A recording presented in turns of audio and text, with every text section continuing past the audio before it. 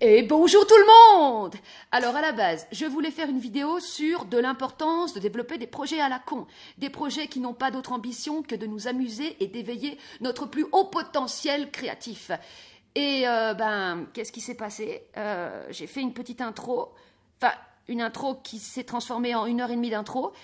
Je voulais à la base vous présenter la musique de Jiminy Cricket et l'intro elle est beaucoup trop longue. Et de quoi je parle dans mon intro? Hein? Devinez? Des bestioles. Ah ouais, oui. C'est reparti. Sur les bestiolettes par-ci, les bestiolettes par-là. Et vas-y que je t'ai pas dit ça. Et ça je te l'avais pas dit. Ça c'est vachement important. Fallait que je te le dise. Wow, meuf, tu voulais quoi à la base? Juste faire découvrir la musique de Jiminy Cricket?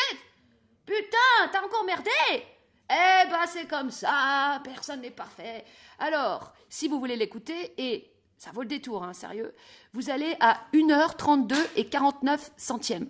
Et là, boum, vous allez découvrir de la bombe atomique musicale. Wow. Rendez-vous. Avant de commencer cette vidéo qui va porter sur de l'importance de développer des projets à la con, d'avoir des projets à la con dans sa vie, des projets qui n'ont pas d'autre fonction que de s'amuser, pour avoir justement cette respiration de l'âme. Amusement qui est en fait l'aboutissement suprême de... Bon, ta gueule. Oula okay. Amusement qui est l'aboutissement suprême de ferme ta gueule. Parce qu'attends, tu nous parles de l'amusement, mais t'as vu ta gueule? Wouh! Tu peux pas aimer l'être humain. En fait, voilà, c'est ça. Tu peux pas aimer l'être humain si t'as pas la haine de la bestiolette. En fait, c'est la haine de la bestiolette en l'humain qui t'apporte l'amour réel pour l'être humain. Wow. Alors, colère niveau 1. Haine niveau 2. La haine, c'est du feu. Et le feu, ça purifie. Et pour purifier tout ce merdier de bestiole, il faut envoyer son lance-flamme. Alors, le lance-flamme, c'est la vibe. Pourquoi la vibe? Il y en a peut-être qui se demandent encore c'est quoi la vibration. La vibration, c'est le son. Ça désigne le son. La matière, c'est du son, puisque c'est des particules qui ondulent sur des fréquences, donc c'est du son. Donc à partir du moment où tu utilises le son, donc tu utilises la parole, tu vas avoir une action sur la matière. Vibration, verbalisation, ça ressemble. Donc ce lance-flamme pour purifier les bestioles, c'est la vibration. Oui, et ensuite, les bestioles, elles vibrent à une certaine fréquence. Donc, quand tu parles aux bestioles avec de l'intensité, avec du feu, en fait, tu bouscules leur fréquence. Tu agis sur cette matière, sur cette fréquence-là, et tu la crames, en fait. D'où le lien avec Jésus, les marchands du temple et le fouet qui fait des ondulations, qui est en fait une sorte d'illustration de la vibration. Parce que dans la Bible, il n'y a que des trucs symboliques, en fait. Tout est symbolique. Voilà. Alors, vous allez voir, à un moment donné, je vais vous faire découvrir du rap vibratoire. Ouais. Non, mais c'est pour déconner. Hein. Il faut, en fait, le rap, comme... je vais le dire après, il y a le bon et le mauvais. Puis de toute façon, dans tout, il y a le bon et le mauvais. Et le mauvais rap, c'est les mecs qui veulent... ils ont la rage pour avoir de l'argent et des putes. Et ça, c'est de la merde. Et le bon rap, c'est des gens qui ont la rage pour cramer les bestiolettes. Alors, mise en situation, parce que le rap vibratoire, c'est pas fait pour faire des albums, en fait. C'est pas fait pour se la péter. C'est fait pour être utilisé, pratiqué dans des situations concrètes de la vie de tous les jours. Imaginons que vous êtes invité à une soirée mondaine. Type barbecue. Oui, barbecue, c'est mondain. Vous y allez et vous arrivez au barbecue. Bon, il y a déjà plein de bestiolettes qui sont là en train de papoter, jaser. Ah, t'as vu, machin? Oh, regarde, machine, t'as vu ce qu'elle a mis, là? Oh, sa robe, dis donc! Oh, gna. Qu'est-ce que... Oh, ça lui fait un gros cul, hein? Ah, tu trouves? Oh, oui, non, sa robe jaune, ça allait mieux, quand même. Oh, oui, alors, machin, tu sais qu'il a trompé truc. Oh, mais regardez, qui c'est qui arrive? Ah, mais c'est Machine. Ah, c'est Machine. Ah, oui. Puis là, commence à parler un peu plus doucement parce que t'arrives, pour pas que tu entendes, mais bon, toi, t'as déjà tout vu, tu vois. T'arrives. Et là, surtout, très important, quand t'arrives à un rassemblement de bestiolettes, Surtout, chose très importante, ne souris pas. Ne souris pas! Ou alors tu peux sourire comme un psychopathe si tu as envie. Mais surtout, ne souris pas, afin et ne ris pas, et n'établis aucun point de connivence avec aucune bestiolette. Les bestiolettes, elles cherchent soit elles te font la gueule, soit elles cherchent la connivence. Mais quand elles cherchent la connivence, c'est qu'elles cherchent à te niquer, en fait. elles cherchent à créer un point de contact avec toi. Parce que la bestiolette, par essence, c'est une actrice, hein, donc elle est fausse. Hein. Ok, j'insiste lourdement. Parce que je suis en mode décontracte, en mode léger, là. Hé, l'affaire, c'est sérieux, là. Surtout, ne souris pas! Ne souris pas! Non! Tu tires la gueule! Une bonne grosse gueule de mec ou de nana pas sympa! Pas sympa! Genre froid, genre pas sympa, putain. Attention, parce que ça se joue dès les premiers instants. Parce que t'arrives, qu'est-ce qu'elles vont faire les bébêtes? Elles vont te scanner. Et d'ailleurs, ça, j'ai vu, parce que là, j'ai détecté les bestiolettes du lama bouddhiste, là, putain, je les avais pas vues. Oh là, je vois des trucs. Les bestiolettes, elles passent leur temps à scanner. Et les gens, parfois, ils ont des bestiolettes de scannage en eux, ils le savent même pas qu'ils sont en train de... Ils ont même pas conscience qu'ils sont en train de te scanner. Tu vois parce que, pourquoi la bestiolette, elle scanne? Parce qu'elle cherche une faille. En fait, c'est comme les cloportes qui cherchent à se fourrer dans les coins, ils cherchent les creux. Donc, ils cherchent les failles, les petits machins où ils pourront se foutre dedans pour pouvoir faire leur petit nid, tu vois, un petit nid dans ta petite faille. Donc, tu vois, paf, tu vas pas sympa. Oh ouais, vous avez cru quoi là? Je suis pas votre pote. Et tu dis rien. Rien. Ou tu dis, je veux voir le patron. Il est où le patron? Tu vois? Je sais pas, moi, des trucs comme ça, quoi. T'envoies chier, tu t'envoies chier. T'arrives? Tu les envoies chier. Il faut commencer par faire des premières ondes de choc. Des premières ondes de choc, ça veut dire que tu vas pas du tout aller dans leur sens. Bon, elles vont te poser des questions, hein. Leur question préférée, c'est « Alors, t'as fait quoi dans la vie ?» Si elles te connaissent pas. « T'as fait quoi dans la vie ?» Voilà, ça c'est la question de la bestiolette préférée de la bestiolette. Surtout, ne réponds pas à ça. Ou alors, tu réponds... Alors, il faut pas... Alors, moi, à l'époque, je répondais des fois des trucs déconnades à côté, genre « Je suis canis-sitter » ou tu vois, des trucs, mais en fait, ça, c'est pas bon. Parce que ça, c'est très, très mauvais. Très mauvais. Parce qu'elles ont dit « Ouh là là, celle-là, c'est un peu une artiste, un peu à la côté de la plaque. » Elles vont te prendre de haut. Ou alors, elles vont ricaner. En fait, tu vas faire rire les bébêtes. Donc, tu vas les nourrir. Il faut pas les faire rire au début. Surtout pas. Tu peux répondre « Pourquoi t'es de la police ?» Tu vois? Puis pourquoi t'es de la police? Tu sais, puis tu la regardes bien comme ça, avec un air un peu de psychopathe. Tu vois, déjà, ça va commencer un peu à déstabiliser la bébête, tu vois. Et tu lui renvoies en fait ce qu'elle te... Tu sais, déjà, la bestiolette, tu vois, elle s'intéresse à ta vie privée. Ça la regarde pas. Tu sais, une personne, d'où elle est dans son droit de te demander tu fais quoi dans la vie. Est-ce qu'elle travaille... Encore la police, tu vois, je veux bien. Ou je sais pas, des gens assermentés qui voilà. Ça, ok. Mais une personne lambda comme ça, non. Quand tu travailles de la police. Non, mais d'où ça te regarde ce que je fais dans la vie? Non, alors, par contre, si tu te braques, le problème, c'est que si t'es sur le mode défensif, parce que tu te sens attaqué, c'est ta propre bestiolette, donc c'est ton propre orgueil qui fait que tu t'es senti attaqué. Donc, c'est pas bon. C'est pour ça que tu restes bien dans l'esprit psychopathe. Pourquoi t'es de la police? Puis tu laisses, ensuite, tu laisses un gros blanc, tu vois, un gros vide. Parce que ça fout la pression. Et là, les gens, et les bébêtes, de toute façon, elles supportent pas le vide. Donc, elles ont été un peu paniquées. Non, mais ouais. Et après, t'enchaînes sur... Elle va dire non, elle va dire... Et ben, tu fais, j'aime mieux ça. Et après, tu sors, là, tu reprends la parole et tu pars sur un truc rien à voir, tu vois. Tu sors, je sais pas moi... il est où le patron? Ou bien, c'est où la bouffe? C'est où la bouffe ici? Elle est où la bouffe? Ou elle vaut quelque chose la bouffe ici? Ou tu vois, baf, tu reprends les trucs et c'est toi qui poses les questions. Voilà. Faut jamais la laisser trop commencer déjà à jazzer avec elle, à papoter avec elle. Non, pas bon. Tu inverses le truc pour reprendre le fil de la conversation et c'est toi qui poses les questions. Personne n'a besoin de savoir ce que tu fais dans la vie. Parce que une fois que tu commences à dire ça, Ça y est, ça tricote. Ça y est, ça commence à faire tricot. Pour moi, je vois du tricot, tu vois, à prendre ces informations. Ah, d'accord. Alors, pour établir des points de connexion, des points de contact, pour que les bestioles soient copines entre elles. Exemple, imagine, t'es agent immobilier, d'accord? Tu réponds, bah, je suis agent immobilier. Ah oui! Ah, mais alors moi j'ai mon oncle. Ah, mais tu sais, moi j'ai ma soeur, elle est agent immobilier. Alors tu travailles où? Hein, dans quelle structure? Tu travailles avec un nanana. C'est parce que, en fait, les bestioles, si vous voulez, c'est comme les gardiennes de la matrice. Donc, elles sont rassurées dès qu'elles ont un truc qui est bien matriciel, tu vois, un boulot, un machin. Hop, elles commencent à tricoter dessus. Ah, nanana. Puis après, tu t'en sors plus, t'es dans la toile d'araignée, tu vois. Puis tu te fais chier au final. Quel intérêt de parler de ça? Si tu vas à une garden party, si tu vas manger des saucisses, c'est pour t'amuser.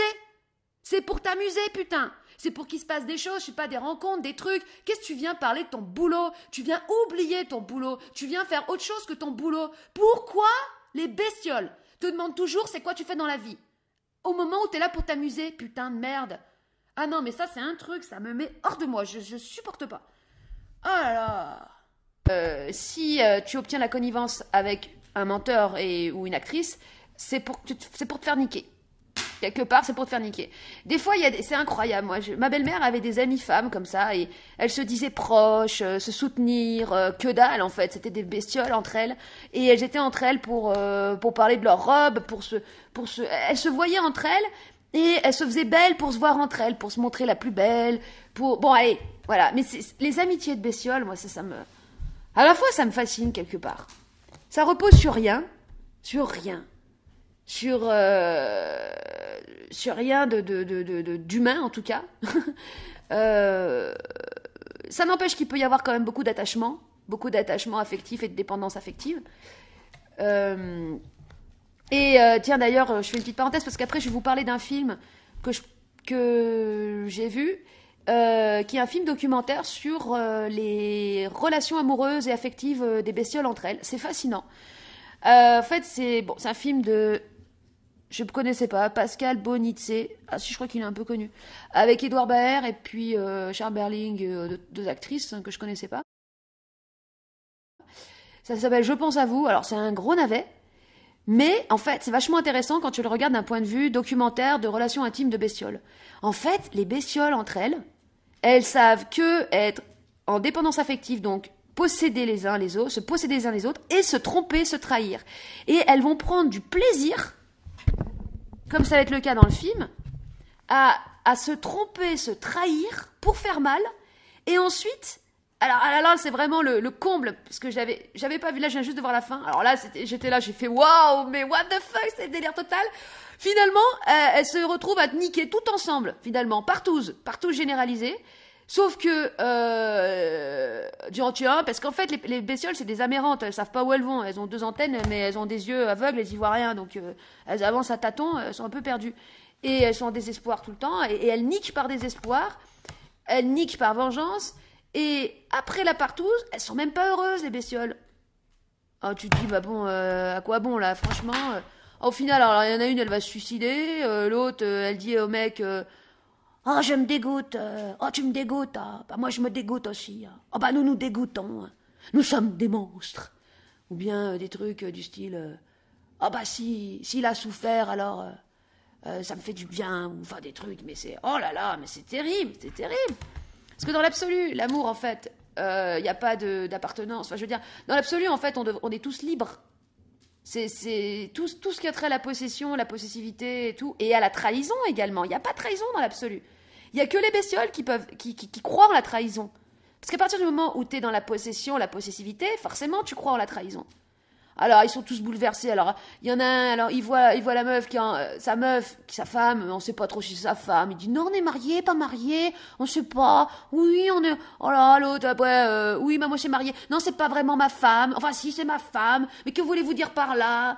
Vous êtes mariés ou pas? Ou bien pas de manière conventionnelle. Oh, ils font tout le temps des chichis, tout le temps qui chient dans la colle, ils font des manières. Oh, et ça c'est les films français, hein. Oh là là là là là là là là, mais c'est horrible. Oh là là, Puis alors à la fin, la lecture du texte pseudo-poétique là pour faire style, c'était une belle romance, c'était beau. Enfin non mais non, c'est Bon, bah pendant longtemps, j'ai pas assumé, puis là maintenant, je vais l'assumer, parce que finalement, c'est ce qu'il y a de plus stratégique.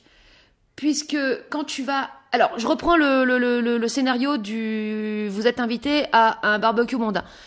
Finalement, voilà la meilleure façon de répondre à la question. Alors, qu'est-ce que tu fais dans la vie? Alors, qu'est-ce que tu fais dans la vie? Donc, comme je vous disais, surtout, pas dire un truc drôle. Alors déjà, pas dire votre vrai métier. Pas dire un truc drôle.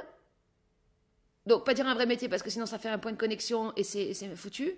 Pas dire un truc drôle parce que tu nourris les bestiolettes et elles grossissent. Ah oui, alors je voulais faire aussi une petite parenthèse. Là, je viens de voir une émission. Je regarde souvent l'émission des bestioles, la TPMP, Touche pas à mon poste avec Cyril Hanouna, enfin des petits extraits. Et là, ils font souvent des émissions sur le phénomène du transgenrisme. Et des gens qui changent de sexe. Souvent, ils invitent des gens qui ont changé de sexe et tout. Puis là, ils ont fait un débat sur une série qui est passée sur TF1 avec un enfant, un adolescent transgenre. Ça, c'est vraiment un truc qui m'intéresse beaucoup. Parce que déjà, au départ, l'âme, ce qui est notre réelle nature, quoi, notre âme, elle est indifférenciée en fait. Elle est ni homme ni femme. Hein. Ou alors elle est homme et femme en même temps. Elle est androgyne, elle est yin et yang. Bon. Mais le phénomène du transgenrisme et des gens qui changent de sexe, c'est un phénomène, c'est de la bestiolerie. Oui, c'est de la bestiolerie. Parce que, en fait, j'ai observé que, ça je l'ai compris avec le film Tenue de soirée avec Michel Blanc, là, où donc il change c'est Michel Blanc qui se transforme en femme progressivement dans le film. C'est un phénomène qui se produit suite à un trauma, parce qu'en fait la personne va chercher en fait une identité refuge, quand tu es totalement harmonisé ou totalement transparent vis-à-vis de ton être, bon, peu importe, t'es plus intéressé par les apparences. T'es plus du tout intéressé par la recherche de ce que tu pourrais renvoyer à l'extérieur. L'obsession pour l'image, l'obsession pour ton apparence extérieure. Et en fait, le point commun qu'il y a avec les personnes qui sont dans ce phénomène du transgenrisme, et qu'elles vont être obsédées par leur image, obsédées par leur apparence et par la création d'un personnage. Et donc là, sur le plateau télé, on voyait une femme transgenre avec son petit chien qui souriait, qui avait l'air épanouie en apparence, hein, parce que voilà, ça donne l'apparence de l'épanouissement, mais en fait, c'est comme dans le film avec Michel Blanc où à la fin il sourit. Mais en fait, c'est l'épanouissement de la bestiole en fait dans la personne, c'est-à-dire que c'est l'épanouissement d'avoir trouvé une identité refuge, comme si tu avais triomphé sur. En fait, c'est un faux triomphe. C'est un faux triomphe. Et en fait, dans la vie, j'ai remarqué, souvent les personnes qui semblent les plus épanouies, eh bien en fait, c'est des personnes qui ont réussi à faire triompher leur bestiolette sur leur réelle nature. Parce que quand tu es dans ta nature authentique, bon, on s'en fout des mots, mais quand tu es dans ton être véritable, voilà, t'es plus du tout intéressé, comme je disais, par ce que tu vas renvoyer aux autres. Donc tu n'es même plus intéressé par le fait de renvoyer une personne épanouie. Ça, moi, je m'en suis rendu compte d'ailleurs en changeant ma photo de profil. Sur Facebook, j'ai mis une photo d'une meuf de moi, bon, mais qui sourit. Mais quelque part, cette recherche encore de renvoyer un truc épanoui, ça, c'est de la bestiolerie en fait. C'est de la bestiolerie. De toute façon, Facebook, c'est le réseau social des bestioles. Hein. Ça, faut pas se mentir là-dessus. Mais après, le truc, c'est qu'encore une fois, quand tu sais ça, donc, quand tu as pris conscience de la réalité de ce monde occulte, de ce monde des masques, de ce monde de l'illusion, de ces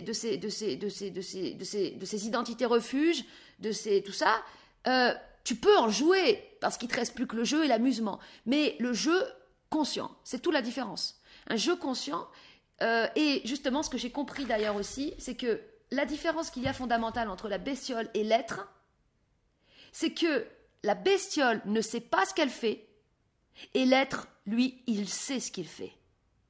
À chaque instant, dans chacune de ses actions, il sait précisément ce qu'il fait. Même quand il se met en colère. Quand il se met dans une colère vibratoire, il sait exactement ce qu'il est en train de faire. Il y a pas du tout... Alors que la bestiole est dans un perpétuel abandon total d'elle-même. Enfin, plutôt aveuglement total. Elle est toujours à tâtons. soit au petit bonheur la chance, soit au petit désespoir la chance. Hein. C'est kiff, hein, c'est tantôt l'un, tantôt l'autre. Et la bestiole va toujours, donc la personne qui est cachée derrière un masque, derrière une identité refuge, faire des efforts, c'est-à-dire essayer de ci, essayer de là, essayer d'être accepté dans un groupe, essayer d'avoir l'air sympa, essayer de faire bonne figure, essayer de se montrer positif, enthousiaste, nanana, toujours dans cet effort, dans cette tension finalement, qui en soi est une souffrance. Hein. En fait, on ne devrait jamais essayer de quoi que ce soit, ni de se faire accepter, ni de se faire aimer. La bestiole recherche toujours à se faire aimer. Elle veut se faire aimer, elle veut se faire accepter, ou alors elle veut se faire détester. De toute façon, elle est sur le mode binaire. Hein. Se faire adorer, se faire aimer ou se faire détester. Comme l'artiste maudit qui veut se faire détester. C'est la même chose. C'est une forme d'amour. Il recherche une forme d'amour aussi. Parce que, tout simplement, il cherche qu'on lui porte de l'attention. Celui qui cherche à tout prix à se faire détester, à se faire haïr, il recherche de l'attention. Donc, il est dans son identité refuge. Voilà. Oui, donc voilà, voilà, t'arrives à ton barbecue, bon, voilà. Moi, voilà, maintenant, je vais l'assumer complètement, finalement. Ce qui me faisait peur, ce que j'osais pas dire, eh bien, en fait, c'était la meilleure réponse que je peux donner face à la fameuse question bestiolesque. Alors, qu'est-ce que tu fais dans la vie? Voilà la réponse maintenant. J'arrive et je vais répondre à la question. Je vais pas me défiler, je vais répondre. Exorciste. Quoi? Comment ça? Exorciste? Ah ouais, très marrant. Je déconne pas. Et d'ailleurs, je vais te demander de retirer ton masque. Retire ton masque, bestiole, et montre-moi ton vrai visage. Va des rétro, bestiolos! Puis là, tu vois, là, onde de choc, là, boum, boum, ça crée déjà... C'est ça les ondes de choc, ça bouscule la bestiole et ça permet à l'être d'avoir un contact avec toi. Parce qu'en fait, le truc, c'est ça. C'est que dans chaque individu, il y a un être qui est enseveli sous les bestioles. Donc, à partir du moment où tu crées une secousse, une onde de choc qui bouscule les bestioles, toi, qu'est-ce que tu peux avoir? Un contact avec l'être. Eh oui, une connexion avec l'être. Et c'est ça, pour ça, maintenant j'ai compris pourquoi quand je bousculais les bestioles des gens, après les gens, j'avais un meilleur contact avec et c'était beaucoup plus humain. Et oui, même que les gens étaient contents. Et tiens, il y a un dicton aussi qui dit, c'est un dicton super génial. J'ai oublié la personne qui a dit cette citation, je ne me rappelle plus de son nom. Elle dit, les gens oublieront beaucoup de choses de vous. Quasiment tout d'ailleurs. Mais il y a une chose qu'ils n'oublieront jamais. C'est comment ils se sont sentis avec vous. Donc, soyez toujours attentifs à la manière dont vous vous sentez avec telle ou telle personne. Parce que, à partir du moment où vous sentez un léger malaise, certes, ça peut venir de vous. Bien sûr que la personne peut vous renvoyer un truc qui est en vous, mais quelque part, c'est que si elle vous fait sentir mal, cette personne, c'est que votre bestiole a éveillé sa bestiole. C'est sa bestiole qui vous fait sentir mal. En soi, c'est pas naturel de se sentir mal ou de sentir... Comme, par exemple, ça vous arrive peut-être des fois, face au comportement de quelqu'un, vous lui parlez spontanément, comme ce que j'ai vécu avec le lama bouddhiste, parce qu'il vient vers vous, la personne vient vers vous, pour vous demander si ça va, tu réponds, tu essayes d'engager la conversation, il n'y a rien qui sort, et puis, bizarrement, tu te sens pas bien. Tu te dis, putain, mais pourquoi j'ai dit quelque chose qui va pas? Tu sais, quand t'as ces pensées, j'ai dit quelque chose qui va pas, parce qu'elle veut plus me parler, la personne, alors que c'est elle qui est venue vers toi. Bizarre, il y a un froid, tu sais, il y a un froid, il y a comme une distance et tout. Elle cherche pas loin, hein. C'est la bestiole. C'est la bestiole. La bestiole coupe le contact des êtres entre eux, empêche la connexion. Et à partir du moment où toi, tu te crois plus évolué que les autres, spirituellement, au niveau de ta conscience, n'importe, alors c'est qu'une bestiole se prend pour toi. Et je voudrais vous dire un truc, c'est que les bestioles, autant elles sont toujours intéressées par faire le bien, parce que de toute façon, elles sont intéressées par montrer pour cacher la merde. Donc elles vont faire le bien. Elles vont faire des bonnes œuvres. Elles seront des bons samaritains et elles voudront se montrer intelligentes. Elles voudront se montrer évoluées, avant-gardistes. Donc elles vont aller vers ce qui a l'air d'être plus évolué en termes de conscience. Elles vont aller dans le supramental. Le supramental, c'est un bourbier à bestioles. Il n'y a que ça. Toutes les personnes qui se présentent comme supramentales. Parce qu'aujourd'hui, eh bien oui, c'est venu le temps où les gens peuvent comprendre ce que Bernard de Montréal disait. Donc, tout a été récupéré par les bestioles pour qu'elles se la pètent, exactement comme le rock'n'roll, qui est une récupération par les bestioles de ce qui a été amené par le chant des esclaves. Le chant des esclaves qui a donné lieu au blues, au jazz et après au rock. Le chant des esclaves, c'est des chants qui viennent des entrailles, qui viennent des profondeurs. C'est des trucs qui te déchirent, qui déchirent l'illusion, ouais. C'est des trucs qui te font vibrer, qui te font sentir en vie. C'est la puissance, ça. Et après, voilà, de la bestiole qui vient pour sautiller et se la péter. Saloperie. Eh bien, c'est pareil pour tout. C'est-à-dire, même Bouddha, je pense que c'était un bon mec. Voilà, perso, je l'ai pas connu personnellement. Mais c'est sûr que c'était un bon gars. Et puis, qu'il a vécu sa vie intensément et que c'était un écorché vif, tout ce que tu veux. Et après, il y a eu le bouddhisme. Ou le boudinisme. Et puis c'est partout comme ça, c'est que des récupérations. Parce que les bestioles, elles sont pas créatives. Déjà, c'est pas normal quelqu'un qui reprend les mêmes termes d'une autre personne qui est pas créatif. Ou qui essaye de l'être. Essaye de l'être. N'essaye pas de être créatif. N'essaye pas de te montrer créatif ou je sais pas quoi. Sois toi-même déjà. Pourquoi tu essayes de? Si tu essayes de, c'est parce que tu veux cacher quelque chose. C'est parce que tu as de la souffrance en toi que tu n'as jamais osé extérioriser, osé balancer. Donc du coup, tu caches tout ça et tu essayes de. Il n'y a pas à essayer de être créatif ou essayer de être amusant. Sinon, c'est flop. Ça fait flop. Ou flap, ou... Ah, ça fait un son pourri, quoi. Donc, voilà, c'est les personnes qui reprennent et tout. Alors, les bestioles, c'est pour ça que c'est dingos. Parce que, en fait, les bestioles ne savent que reprendre, copier. Donc, elles enregistrent parfaitement parce qu'elles ont une capacité d'enregistrement, de copie et ensuite de restitution. Pour donner l'impression d'être intelligent. Il y en a plein qui font ça. Ils enregistrent des trucs. Déjà, parfois, ils n'en ont même pas conscience, en fait, qu'ils copient, qu'ils enregistrent. Simplement, ils écoutent un truc, ils ont tout enregistré et ils restituent. Mais... quand c'est la bestiole qui restitue, qu'est-ce qui se passe? Il y a une déviation de l'information. Donc, il y a introduction de la merde, c'est-à-dire parce que la bestiole, elle n'est pas intelligente. Donc, voilà. Pourquoi la bestiole n'est pas capable de créativité? Donc, elle ne sait que copier, imiter, restituer et dévier de l'information. Parce qu'elle n'est pas capable de digérer. C'est comme si elle n'avait pas de tube digestif, parce que pour digérer, eh bien, ça se passe dans les intestins, dans les tripes, et ça se passe dans la douleur. La digestion de quelque chose, ça se passe dans la douleur. Pourquoi? Parce que ça se passe dans l'expérience, dans ce que tu vis dans ta chair, dans ton corps. Et c'est douloureux dans le sens où ça va être éprouvé, ça va être du vécu. Et comme la bestiole, elle refuse la douleur. Elle refuse le processus de transformation, de transmutation de la douleur. Elle la cache, elle est là pour que cacher. Eh bien, elle ne va rien digérer du tout. Et elle va faire de la pâle copie. Donc, elle va essayer d'être créative en mettant son petit grain de sel et en faisant de la déviation d'information. En disant, comme par exemple, il y en a qui le disent, alors l'orgueil, en fait, c'est bien. Donc, elle va essayer d'être créative en disant de la merde. Oui, l'orgueil, c'est bien, en fait. Voilà, contre toute attente, l'orgueil, c'est bien. Ouais, génial. C'est genre coup de tambour, parce qu'elle aime bien faire des coups de tambour. Moi aussi, j'aime bien. Coup de tambour, contre toute attente, l'orgueil, c'est bien. Non. Regarde dans le dictionnaire, bestiole. Tu prends Larousse, tu prends Robert, tu regardes, parce que t'es tellement au ras des pâquerettes qu'il faut juste... Tu regardes dans le dictionnaire, tu regardes l'étymologie, c'est écrit quoi? Orgueil égale appréciation démesurée de soi-même. Appréciation démesurée de soi-même. Donc ça veut dire j'ai problème.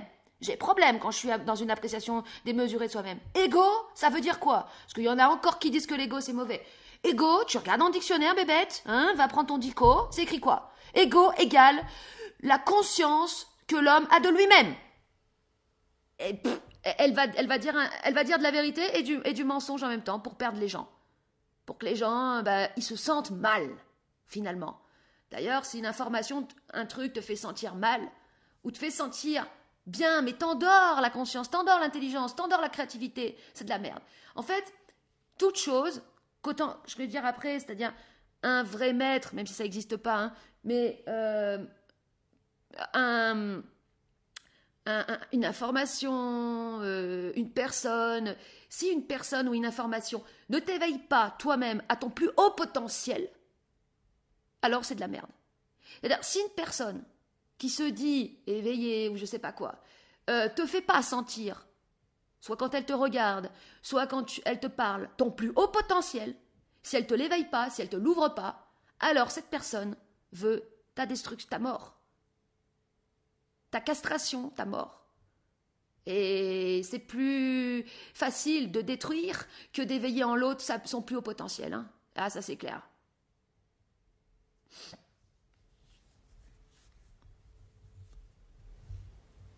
Voilà, donc le barbecue mondain. Je dis, voilà, je suis exorciste, et puis la bestiole, elle est là, peut-être un peu choquée, ou je sais pas, mais ça consiste en quoi et tout. Retire ton masque, bestiole, et montre-moi ton vrai visage. Bon, là, la personne, hey, comment ça? Et elle commence à se braquer, parce que de toute façon, la bestiole, c'est le mode autodéfense, donc elle ne connaît que ça. Et là, tu la coupes, et tu lui balances du rap vibratoire en pleine gueule. Va te pavaner sur ton coucouche panier, va te pavaner sur ton coucouche panier, tu crois quoi, je suis pas dupe de tes petits coups de pub, gaffe à toi, la grognasse, je vais te niquer ta race. Ouais, petit souci au niveau de la respiration. Et voilà, c'est tout. Et là, tu prends ta coupe de champagne, tu la bois d'un coup sec, en faisant un grand sourire de psychopathe. Et c'est bon go. Puis là, pof, l'onde de choc est tellement importante qu'il y a une première bestiole qui commence à retirer son masque, puis une deuxième, puis une troisième, et là, il y a une chanteuse qui débarque de nulle part, tu comprends rien, et qui vient faire un putain de chant gospel, qui éveille en fait l'âme en souffrance de toutes les personnes, et toutes les personnes se prennent dans les bras, et tout le monde pleure, et tout le monde rigole, en disant, mais putain, cette pièce de théâtre, qu'est-ce qu'elle nous cassait les couilles, elle voulait pas terminer. Enfin, elle est terminée, oui! Alléluia, alléluia, alléluia, alléluia, alléluia.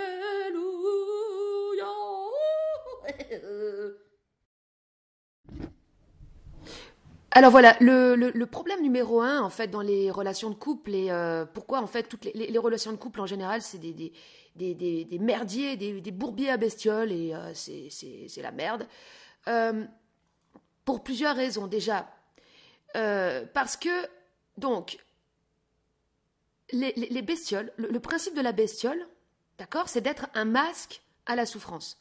Donc, ton comportement, en fait, il va être bizarre, parce que déjà, tu commences à masquer de la souffrance. Imagine, un mec, une nana, bon, le mec, la nana, elle a vu que le mec, il était avec, bon, comme dans le film, l'a surpris avec son ex. Mais le mec, il lui dit pas. Erreur, par ailleurs. Pourquoi il lui dit pas? Enfin, bon, il lui dit pas. Mais elle le sait. Donc, ça la met pas bien. Elle est en souffrance, quelque part. Elle a une blessure qui est ravivée. D'ailleurs, le problème, ça vient pas du mec, hein, ça vient d'elle. Parce que si le mec a simplement déclenché un truc qui allait déjà pas bien en elle, et ce qui va se passer dans les couples, c'est qu'en général, la personne, elle va reprocher à l'autre de lui avoir fait mal, alors que c'est elle qui avait déjà mal à la base. Parce que, en fait, toutes les situations, c'est ça qui est assez dingue à réaliser, tu attires jamais une situation par hasard. Parce que tous les événements, en fait, se produisent par phénomène d'attraction des bestioles, en fait. C'est les bestioles qui créent les situations qui sont, en fait, les chefs d'orchestre des situations, et donc des situations de merde. Et quand tu transmutes une mémoire, quand tu évacues une blessure par rapport à un truc, imaginons de trahison, tu revis plus, en fait. Tu revis plus ça dans la matière. Ou alors tu vas revivre des petits événements qui y ressemblent pour évacuer les derniers résidus qu'il pourrait y avoir. Bon, je reprends l'exemple. Donc la meuf, elle a les boules parce qu'elle le... Voilà. Et le mec, il rentre à la maison. La meuf, au lieu de dire au gars, écoute Pélo, pas parler comme ça, écoute chérie, tu sais, je me sens pas très bien. Voilà, j'ai vu un truc, là, ça m'a fait remonter... de la souffrance, là, je t'ai vu avec ton ex, et du coup, ça m'a bouleversée, putain, Je dois te dire que je sais plus où j'en suis, là, je suis... Sincère, voilà, ça s'appelle la sincérité, ça. Elle est pas bien, elle le dit, elle dit pourquoi elle est pas bien. Sincérité, transparence. Eh ben, qu'est-ce qu'elle va faire, la meuf? Le mec, il rentre, elle va faire la tronche. Genre, ça commence par... Voilà, elle fait la tronche. Ensuite, elle prépare à bouffer, elle met les trucs sur la table, elle tape. Tu vois, elle tape sur le plat en tapant fort. Le mec, il comprend pas, il dit, mais qu'est-ce qui t'arrive?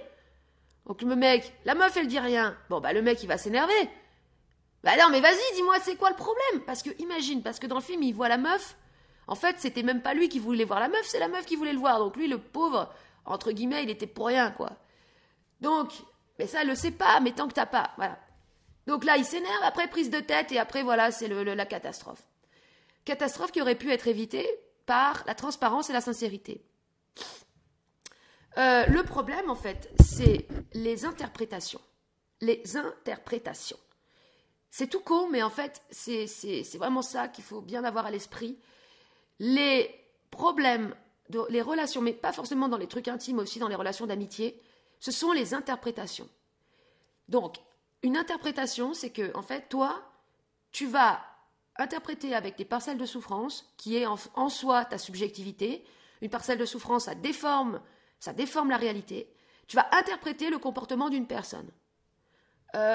Exemple. Voilà, tu as un ami à toi que tu n'as pas vu depuis super longtemps. Tu prends de ses nouvelles. Tu essayes de prendre ses nouvelles. Bon, la dernière fois, imagine, vous vous étiez un peu engueulé, je sais pas, voilà, et tu essayes de prendre de ses nouvelles. Et il répond pas. Merde. Donc, interprétation, tu vas te dire, oh, putain, il répond pas, c'est parce qu'en fait, il me fait encore la gueule, parce que dans l'enfance, s'embrouiller, et voilà, et machin. Et là, tu vas commencer à paniquer. Bon, imagine, ça te met en colère, hein. Tu vas leur envoyer un message, putain, c'est bon, t'es pas obligé de me faire encore la gueule, maintenant c'est oublié, on pourrait passer à autre chose, gna gna gna gna gna gna. Voilà. Imagine le mec, ou la nana, on s'en fout. En fait, c'est pas du tout qu'elle voulait pas répondre, c'est qu'elle avait pas vu le message. Ou bien qu'elle n'était pas disposée à répondre parce qu'elle voulait prendre le temps de te répondre, parce qu'en fait, étant donné que qu'elle t'estime en tant qu'amie, là, elle était occupée, elle voulait prendre le temps pour être bien et pouvoir bien te répondre avec les bons mots et pas dire n'importe quoi, justement, pas dire n'importe quoi pour pas qu'il y ait d'embrouille, justement. Tout l'inverse, du coup. Et après, elle voit ça. Bah voilà, c'est la merde. Les interprétations. Les interprétations sont le fruit des bestioles. Donc, ben en fait, tout simplement, pour le travail pour virer ces bestioles qui foutent la merde, c'est toujours dire ce que tu ressens. C'est-à-dire qu'à partir du moment où tu commences à juger l'autre, tu es dans un mode d'attaque, d'autodéfense primaire, donc l'orgueil, système d'attaque, autodéfense primaire, et en fait, tu lèves ton armée de bestioles contre la personne. Toujours partir depuis soi-même, c'est la clé. La clé. Toujours dire comment toi tu te sens par rapport à toi. Dire telle situation m'a créé telle chose.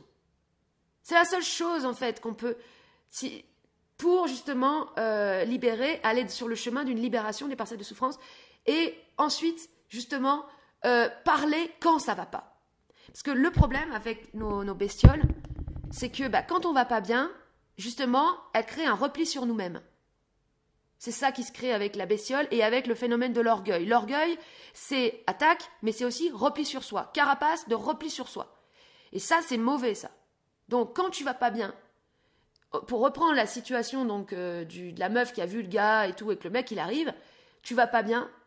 Quand le mec, il arrive, alors, certes, le mec, s'il n'est pas disponible pour te parler là, tu vas pas lui parler là. Mais si tu vois, un moment, tu vas, parce que t'es pas bien, lui dire, écoute, là, je me sens pas bien, j'ai besoin de parler. Ça, c'est une phrase qui est hyper simple. Je me sens pas bien, j'ai besoin de parler. Qui est hyper simple, mais qui est la clé de tout. Parce que je me sens pas bien, c'est je parle de moi, de mes ressentis. Donc c'est réel, c'est sincère. J'ai besoin de parler, besoin. Donc si j'ai besoin de parler, ça veut dire que j'ai besoin de transformer quelque chose, de transmuter quelque chose, de comprendre et d'évoluer. Voilà. C'est tout l'inverse de dire l'autre il rentre, il te demande ça va, fait oui, ça va. Alors puis t'inventes un truc, tu vois, t'inventes T'inventes une fausse discussion, t'inventes des fausses conversations. Les bestioles nous font inventer des fausses conversations, en fait. Ou bien des fois chercher, par exemple, tu veux parler à quelqu'un, t'en as besoin, donc ça j'en parlais hier avec un ami, t'as besoin de parler avec quelqu'un, tu sens que c'est à telle personne que t'as besoin de parler parce que tu te sens pas bien ou quelque chose comme ça. Puisque tu n'as pas le courage de dire que tu te sens pas bien, tu vas inventer en fait une conversation sur un sujet, genre, alors qu'est-ce que tu penses de la fête d'Halloween? Est-ce que tu trouves que c'est une bonne fête ou une mauvaise fête? Un truc, tu vois, attends, mais what the fuck, pourquoi tu parles de ça? Et là, à partir de là, c'est mal barré, parce que si tu fais ça, tu parles d'un sujet écran de fumée ou un faux sujet, ben en fait, c'est que t'invites bestiole dans la conversation. Et après, pour la virer, la merde. Donc, autant commencer direct par le vrai sujet, le cœur du sujet. Genre, putain, je me sens pas bien, et en fait, je sens que t'es la seule personne à qui j'ai envie de parler, et je sais pas, je sens que j'ai envie de parler avec toi. Point barre! C'est très important d'être impitoyable vis-à-vis de ces techniques de manipulation, parce que quand c'est l'être lui-même qui est en souffrance, si t'as pas appris à discerner la victimisation manipulatoire de la réelle souffrance qui est en tant que telle un processus de transmutation, eh bien en fait tu ne sauras pas être réellement compassionnel vis-à-vis de l'être. Il y a deux types de compassion, hein. La compassion envers les bestioles et la compassion envers l'être, parce que le truc c'est que un processus alchimique c'est souffrant, et si on n'est pas capable les uns les autres de se soutenir dans ce processus, bah putain, c'est quand même... c'est cruel. Voilà, en fait, à l'image de Dr. Jekyll et Mr. Hyde, ou de Double Face, nous avons tous un double visage. Sauf qu'en fait, ce Mr. Hyde qui est en nous, donc cette bestiole en nous, comme ça fait depuis super longtemps qu'on vit avec, en fait, on l'a pris pour nous. Sauf que c'est pas nous. C'est un masque. Le masque a fusionné comme dans le film... comme dans The Mask, en fait. Quand au début, il met le masque et ça commence à lui coller à la peau, ça le prend et après, il devient The Mask et il est trop content d'être The Mask. Il se sent enfin lui-même. Parce qu'il est une version dévergondée de lui-même, parce que, en fait, c'est un mec en souffrance dans The Mask. Il a pas de nana, il est tout seul, il a pas confiance en lui, il est pas bien. Donc, il va dans ce personnage refuge, extravagant, et là, il se sent respirer, quoi. Sauf que c'est un personnage. Et d'ailleurs, la meuf, à la fin, elle lui dit non, mais moi, je t'aime toi, je veux pas The Mask. Donc, elle lui vire le masque et puis il s'aime, voilà. Attends, où est-ce que je disais, là? Qu'est-ce que je parlais?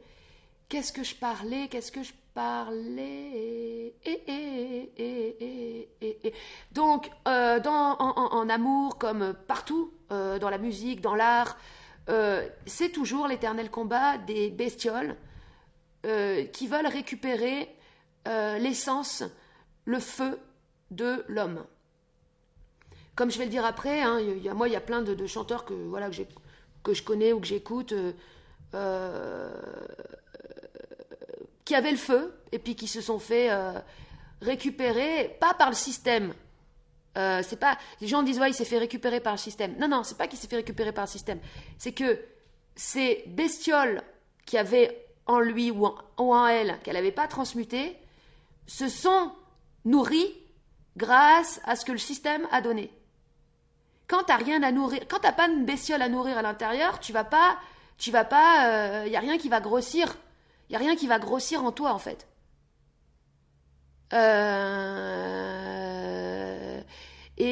Donc, putain, hier, justement, en regardant ce film, là, je pense à vous, là, enfin, j'ai pas réussi à le regarder en entier, parce que c'était vraiment insoutenable. Il y avait une bande-annonce pour un film de 2017 avec Depardieu, je sais plus lequel, mais alors une nullité, mais alors un navet, hein, bon alors, mais tu vois la bande-annonce, déjà, t'as vu tout le film, un film avec... Emmanuel Seigné, et enfin, putain, mais un film kitsch, putain, mais le kitsch, mais c'est, oh là là, mais comment c'est possible? En fait, les bestioles, ça faire que du kitsch, quoi. Je veux dire, alors, il y a des effets. Alors, Depardieu, il parle avec sa voix de Depardieu, mais ça devient un effet, le mec, il devient un produit, là. Comment tu peux pas avoir le dégoût profond d'être utilisé comme un produit, comme un bouffon pour comment, parce que finalement c'est ça, c'est qu'à la base le mec il a du feu, il a un truc, mais bon il a besoin d'aller faire son petit tour, ce petit numéro parce que il est pas guéri de l'intérieur. Donc ces bestioles, elles ont besoin, parce que les bestioles elles veulent être aimées, elles ne veulent que ça les bestioles. Mais c'est dégueulasse en fait une bestiole qui arrive à se faire aimer en fait. Le problème de ces gens-là, c'est qu'ils finissent par réussir, c'est-à-dire que leurs bestioles réussissent à se faire aimer.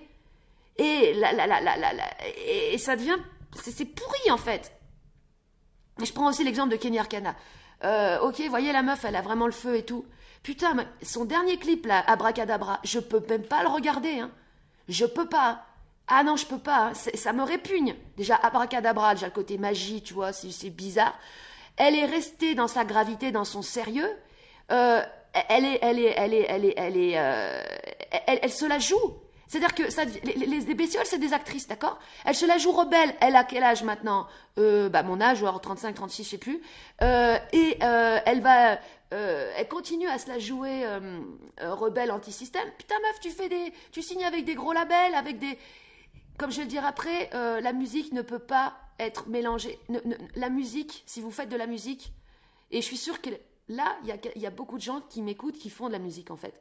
Ou qui font de l'art. Je suis sûre. Je le sais. Il y en a plein. Peut-être même tous, en fait. Ou alors, même certains qui ont envie de le faire, ou qui pourraient le faire, mais qui n'osent pas passer. Et c'est à vous, en fait, que je m'adresse. Pour vous dire un truc que j'ai mis des années à comprendre. Et maintenant, je le comprends parfaitement. La musique doit être produite en autoproduction à 100%. Il n'y a pas de négociation possible. À partir du moment où il y a un label, il y a de la bestiole, il y a de la bestiolerie, il y a de la bestiole qui va venir pervertir le feu sacré, en fait, la pureté de la personne. Tu peux pas te dire anti-système et cultiver ce truc, parce que du coup, c'est la bestiole qui vient cultiver une sorte de figure de rebelle, messianique, au service de la libération du peuple. Non mais arrête ton délire. Délire messianique égale délire de bestiole. Un être, il n'a pas de mission, une âme, elle n'a pas de mission. Donc, c'est pour ça que je vais dire après, quand je dis que Nietzsche disait faut que l'homme se fixe à lui-même un but. Non, ne parle pas de but, ne parle jamais de but, ne parle pas de mission, ne parle même pas d'ambition d'ailleurs, parce que c'est déjà la bestiole qui cherche son heure de gloire à travers ça. Non, le seul et unique but, c'est de pouvoir mener sa vie et de pouvoir mener sa vie de manière créative et amusante. Ça, c'est pour moi, hein, je dis pour moi, c'est l'aboutissement suprême. Imagine, tu arrives à un point, et moi je dis pas que j'y suis arrivée encore à 100%, mais en tout cas j'y travaille, voilà, j'y travaille. Imagine, tu arrives à un point où tout dans ta vie, les événements qui t'arrivent, sont la source d'un amusement. Mais c'est incroyable. C'est la source d'un amusement et d'un apprentissage, parce que ça va ensemble en fait, amusement, apprentissage. Et c'est en s'amusant qu'on apprend le plus. Moi, quand un truc, il n'arrive pas à m'amuser, quand un truc me fait chier, je ne vais pas apprendre. Je ne vais rien retenir. Je vais vous donner l'exemple. Et c'est valable pour tout. C'est valable aussi, par exemple, pour ceux qui ont des problèmes avec tout ce qui est administratif, les factures, les déclarations, les trucs, machin, tout ce qui est déclaration, pendant longtemps, moi, ça me faisait chier. Mais en fait, si je me suis rappelé que quand j'étais enfant, j'adorais jouer à la secrétaire, mais c'était un kiff. En fait, on avait une table avec une rallonge. Donc je tirais la rallonge et je me mettais au milieu. Et en fait, je faisais mon bureau et j'avais plein de petits papiers, des machins. Et puis les gens venaient et je leur faisais des factures, on leur faisait des trucs. Et j'adorais jouer à ça pendant des heures. Et je me suis rappelé de ça, je fais, mais attends, mais pourquoi est-ce que je vois pas mes déclarations, mes trucs, mes paplards et mes classeurs, mes trucs, mes rangements comme un jeu aussi? Parce que j'avais une bestiole qui s'était introduite là-dedans. Un truc qui est lié à de la peur de manquer. Parce que la peur de manquer d'argent, par exemple, la peur des fins de mois, la peur de ça, c'est de la bestiolerie. Parce que la bestiole a toujours peur de manquer. De toute façon, elle est un puits sans fond. Donc, elle a peur de ne pas être aimée, elle est coupée des autres, elle se sent seule, elle a peur de manquer d'argent, elle a peur de tomber malade, mais parce qu'elle est malade. C'est-à-dire, quoi en nous peut avoir peur de tomber malade si c'est pas déjà une part en nous qui est malade?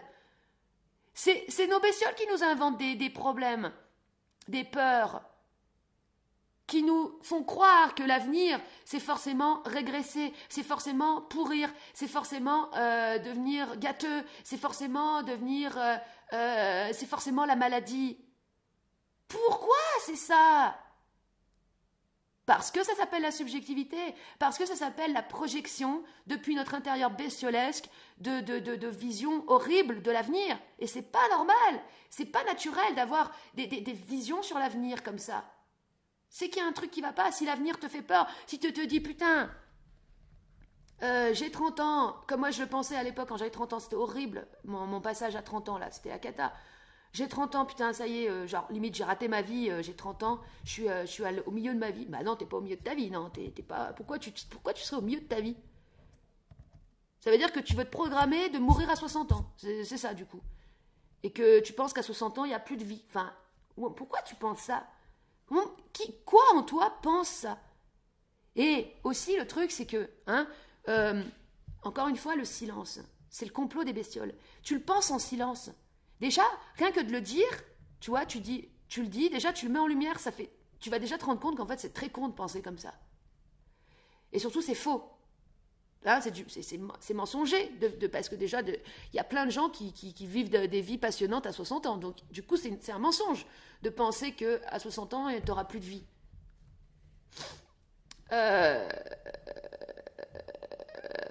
Attends, c'est quoi? Je voulais dire un truc, là, c'est sur le problème du repli sur soi, du mutisme. Voilà, le mutisme. Observez ça chez vous aussi. La bestiole génère le mutisme. Alors, elle génère la logorée. Vous allez me dire, bah, moi je suis dans... Oh, mais moi je suis dans de la bestiolerie aussi. Hein. De toute façon, bah oui. Mais bon, en même temps, si tu fais rien, tu restes dans le mutisme, mais c'est pas bon non plus. Bon, la justification, là je me justifie, ça aussi c'est de la bestiolerie. Eh ouais. Le mutisme. Le mutisme, c'est tu vas pas bien, mais tu veux pas te l'avouer. Donc, repli dans le silence et repli dans ta tétanie, dans ta paralysie, dans ta torpeur. La torpeur, voilà, la torpeur. La torpeur, c'est une paralysie mutistique, ouais, on va dire ça comme ça. Et en fait, la seule façon de sortir de la... Enfin, la seule façon, il n'y en a pas qu'une, mais une des plus directes et qui demande rien qui demande rien, c'est de parler. Voilà. La parole, pourquoi? Parce que la parole, c'est de la vibration, et la vibration va impacter la matière. Une parcelle de souffrance, c'est une fréquence, c'est une vibration, et le fait de parler, ça va directement agir sur cette parcelle de souffrance, sur cette vibration, pour la transformer, la moduler. Eh oui! Parce que moi, pendant longtemps, je croyais que... J'ai eu des phases comme ça où je me réveillais la nuit, j'étais en pleine torpeur, je me disais, ah putain, qu'est-ce que je fais de ma vie? Qu'est-ce qui se passe? C'est quoi? Mais quoi? C'est quoi le sens de la vie? Putain, combien de gens ont des boulots, des situations, et en fait, ils n'ont jamais trouvé le sens de la vie, et ça leur arrive, ça. Mais vite, ils se rendorment et repartent le lendemain... faire leur boulot, leur truc pour oublier. Combien de gens font ça? Combien de gens font ça? Et ils se retrouvent après à la retraite. Ah bah merde. Putain, bah là du coup, va falloir que je trouve des projets. Et combien de gens, au lieu de se dire tiens, je vais devenir créatif, je vais faire des projets. Alors la plupart des gens, il y en a plein, ils vont dans des trucs d'association, dans des trucs de groupe, pour être portés par des groupes. Pour pas être tout seul. Bon, ok, bon, c'est déjà pas mal, mais c'est pas un truc que t'as créé toi-même. Et combien vont se mettre à bouffer plus qu'ils ont besoin de bouffer pour nourrir leurs bestioles? Parce que le truc, c'est que des bestioles, quand tu leur donnes à bouffer, quand tu voilà les mecs à la retraite qui se mettent à bouffer, à boire, tout d'un coup ils prennent 10 kilos, 20 kilos, 30 kilos, ça les calme les bestiolettes. Hein. Quand tu bouffes, quand tu bois, ça les calme un peu. Elles sont calmées, sauf que bah, tu les as nourries, donc elles vont à grossir, hein, tu vois. Ouais, voilà. Voilà. Pourquoi ça suffit pas de juste être dans le lâcher prise, comme dans toutes les approches spirituelles, voilà, il suffit de lâcher prise, et plus tu lâches prise, plus tu te détends, plus tout va se détendre, parce que ça n'est pas suffisant pour opérer une transmutation, une transformation. Et quand tu te détends momentanément vis-à-vis de quelque chose qui a une prise sur toi, ok, c'est bien, mais ta bestiole, elle n'est pas transmutée. Pour qu'il y ait cette transmutation, il doit y avoir expression de la souffrance, compréhension de l'origine de cette souffrance, et ensuite actualisation, c'est-à-dire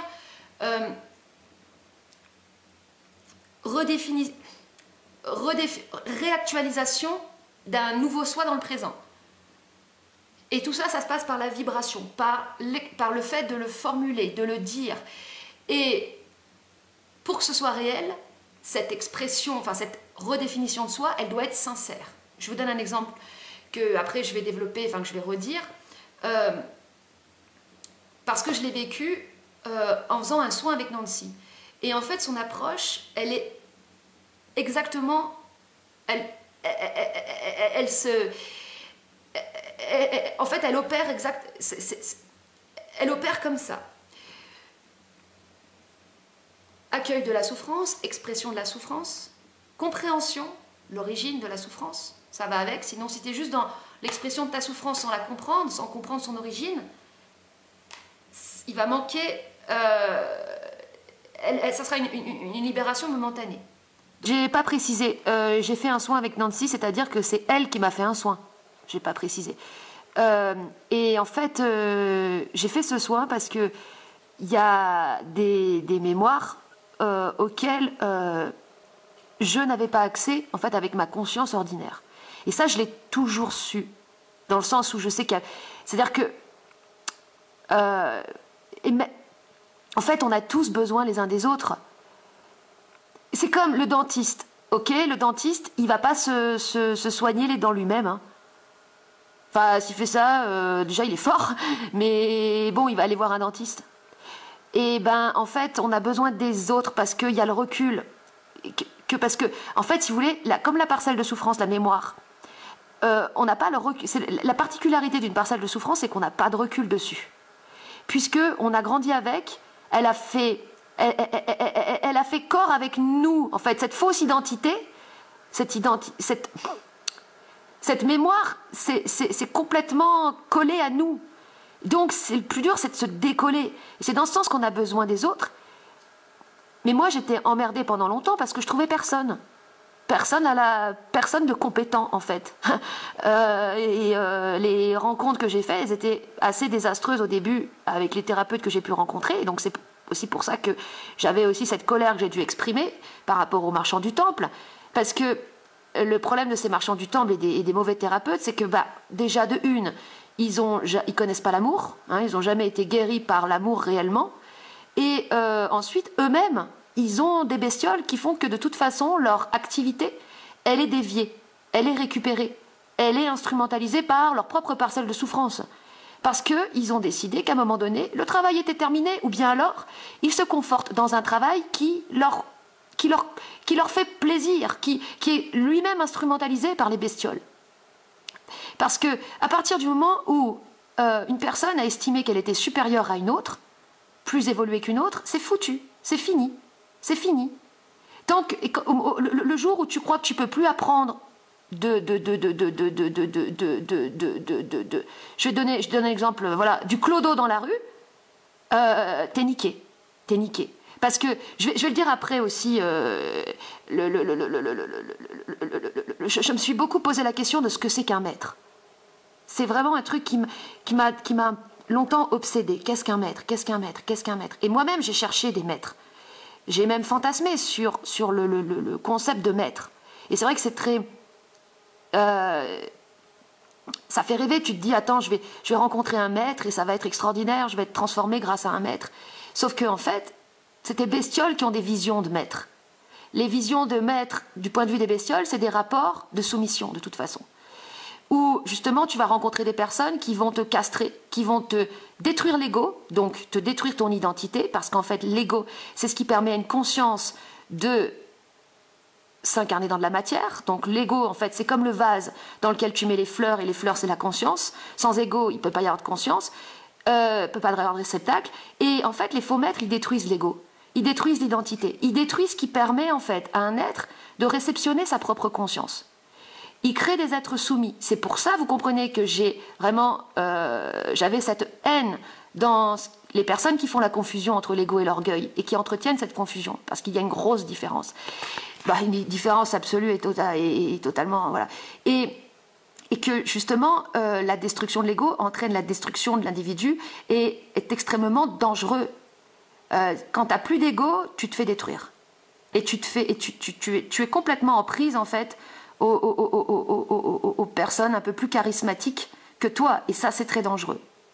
En fait, ce qui est dangereux, c'est de ne pas vivre sa vie selon sa propre conscience.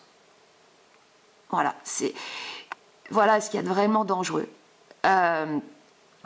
Donc, attends, où est-ce que je m'en vais pour dire ça? Attention, je récupère là le truc qui était parti, que j'avais perdu. Le maître, voilà, la notion de maître qui m'a beaucoup... Ouh, je trouve plus les mots. Fasciné. Eh bien, j'ai enfin compris c'est quoi un maître. Ça n'existe pas. Le maître, c'est comme la création, c'est entre les choses.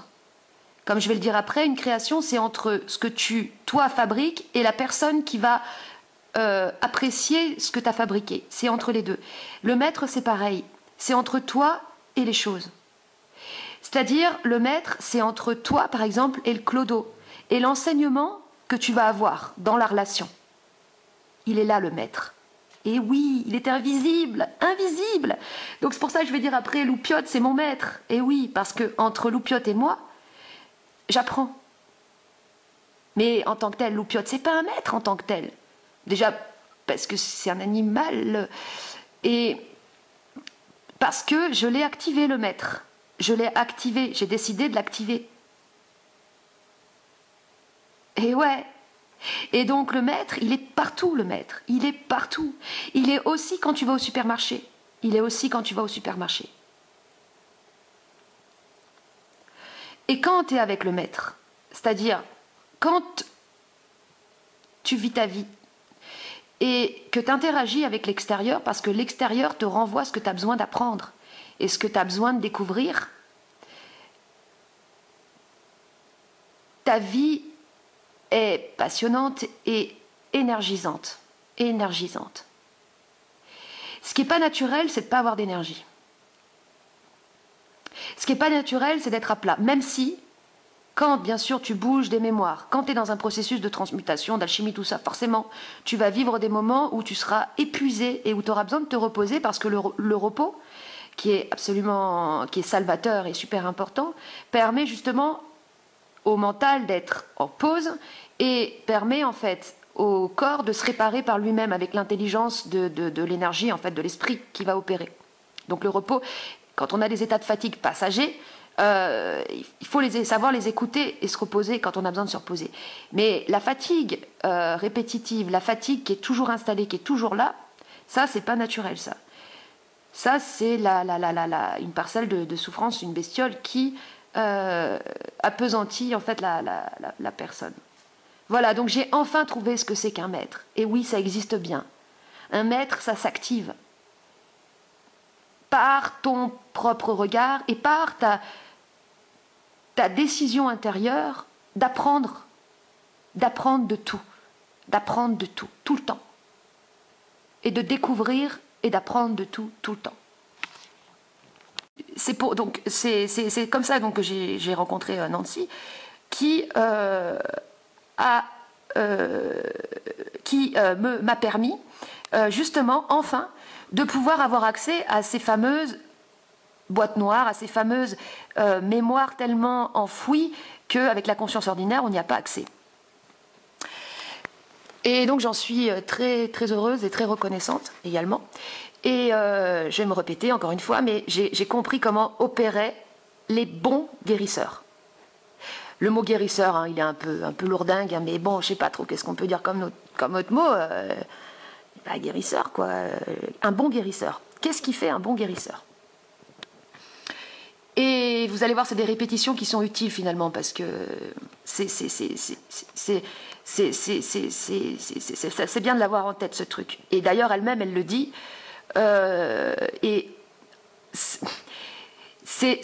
Bon, un bon guérisseur, il est au service de l'esprit. Okay, l'esprit, c'est destructeur, créateur. Donc, comment ça va se manifester dans le cadre d'un soin, cet aspect espritique du soin? La destruction, c'est quoi? Ça va être la dissolution de la mémoire. Alors, la dissolution de la mémoire, c'est d'abord son accueil, comme elle me l'a bien expliqué d'ailleurs, c'est-à-dire que s'il n'y a pas d'accueil, s'il n'y a pas de lâcher-prise, en effet, dans ce contexte-là, de lâcher-prise et d'accueil de cette souffrance et de cette parcelle, il ne va rien pouvoir se produire puisqu'il y aura une résistance, la personne sera bloquée. Donc l'accueil. Ensuite, une fois que l'accueil est fait, la compréhension de l'origine, donc de la formation en fait de cette mémoire, à savoir donc des cris, des pleurs qui n'ont pas pu sortir. Ensuite, l'extériorisation. Donc là, ça, enfin, les pleurs, la tristesse, hein, va pouvoir être exprimée, puisqu'elle n'avait pas pu l'être, et c'est pour ça qu'il y a eu la bestiole qui s'est formée à partir de ça. Et ensuite, là c'est le point hyper important, qu'il ne faut pas oublier, c'est la réactualisation. Ça peut paraître très abstrait dit comme ça, mais c'est très concret.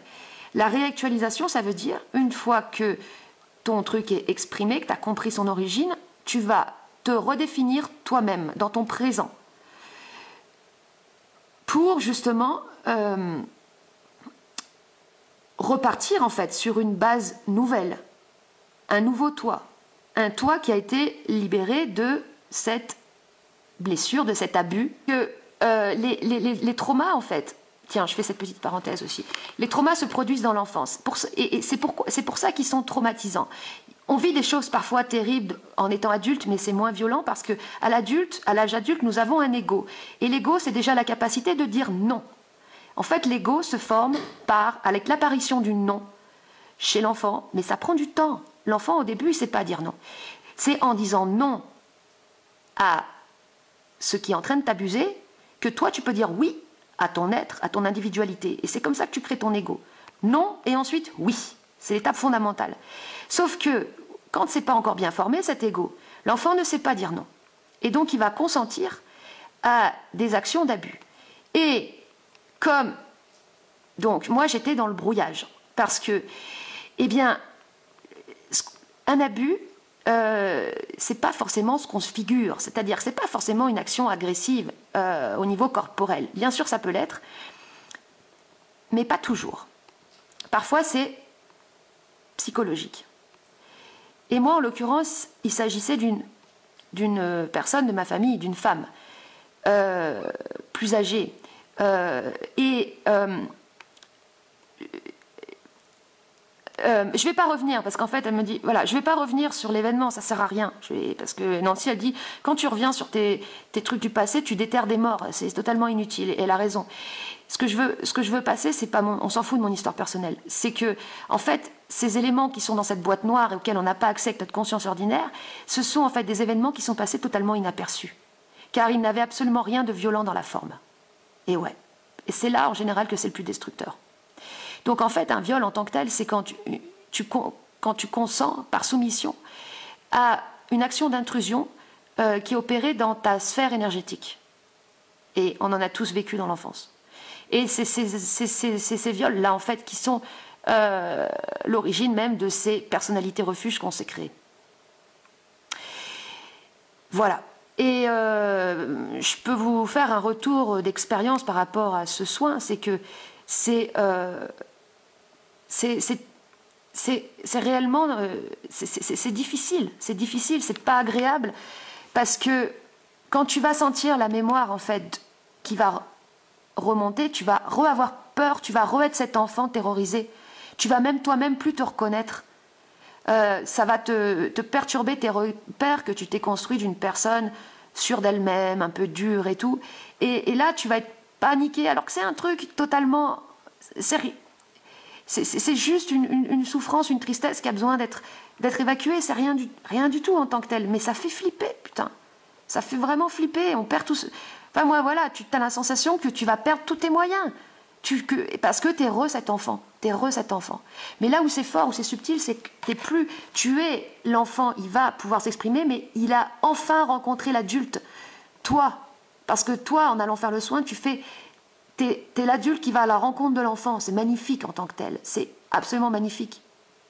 Et quand tu es accompagné par une personne déjà d'expérience, ça c'est aussi un truc important à dire, d'expérience, parce que l'expérience d'un praticien permet déjà de constater de son efficacité. Ça c'est déjà une chose. Et ensuite, une personne qui a de l'expérience, eh bien, elle sait comment en fait accompagner le mouvement parce qu'elle en a l'habitude.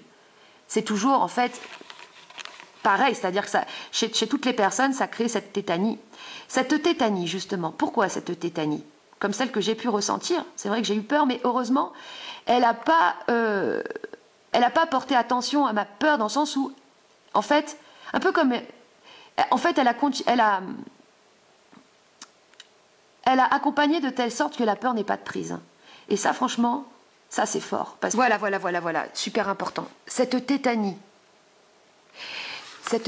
que tu peux ressentir quand cette parcelle de souffrance, elle est ravivée. La tétanie. Ça, vous le vivez parfois quand vous vous réveillez la nuit, en plein sursaut, vous êtes tétanisé, ou vous êtes saisi par des angoisses, des terreurs, vous êtes tétanisé, vous êtes paralysé. D'où ça vient, ça? Pourquoi il y a ça? Alors ça, c'est le truc que je voulais avoir la réponse. Et j'ai eu la réponse en parlant avec Émilie. En fait, je le savais déjà, mais j'avais pas fait le point de rapprochement. En fait, Émilie, elle me dit, je vous l'ai déjà dit, on s'en fout, je le redis parce que c'est des trucs importants à savoir. Quand tu subis un trauma, tu sors de ton corps. C'est-à-dire que l'âme, elle sort du corps et le corps assure les fonctions vitales, c'est-à-dire juste te maintenir en vie, en survie. Et l'abus se produit. Donc en fait, il y a un consentement, mais qui n'est pas réel. Il y a un consentement indirect parce que tout simplement, l'âme n'est plus dans le corps. Donc la personne peut abuser. Le corps va simplement assurer les fonctions vitales essentielles, voire mécaniques. Bon, je donne quand même un exemple pour visualiser. Hein. Un truc tout à fait anodin.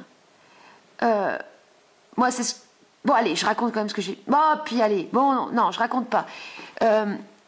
Quelqu'un te force à manger quelque chose, boire quelque chose, en t'humiliant. Toi, t'es choqué par cette humiliation, tellement choqué que t'es plus là. T'es plus là. Ton corps, il va automatiquement obéir aux ordres, aux injonctions. Et tu vas boire le truc. Et tu vas, en fait, t'empoisonner.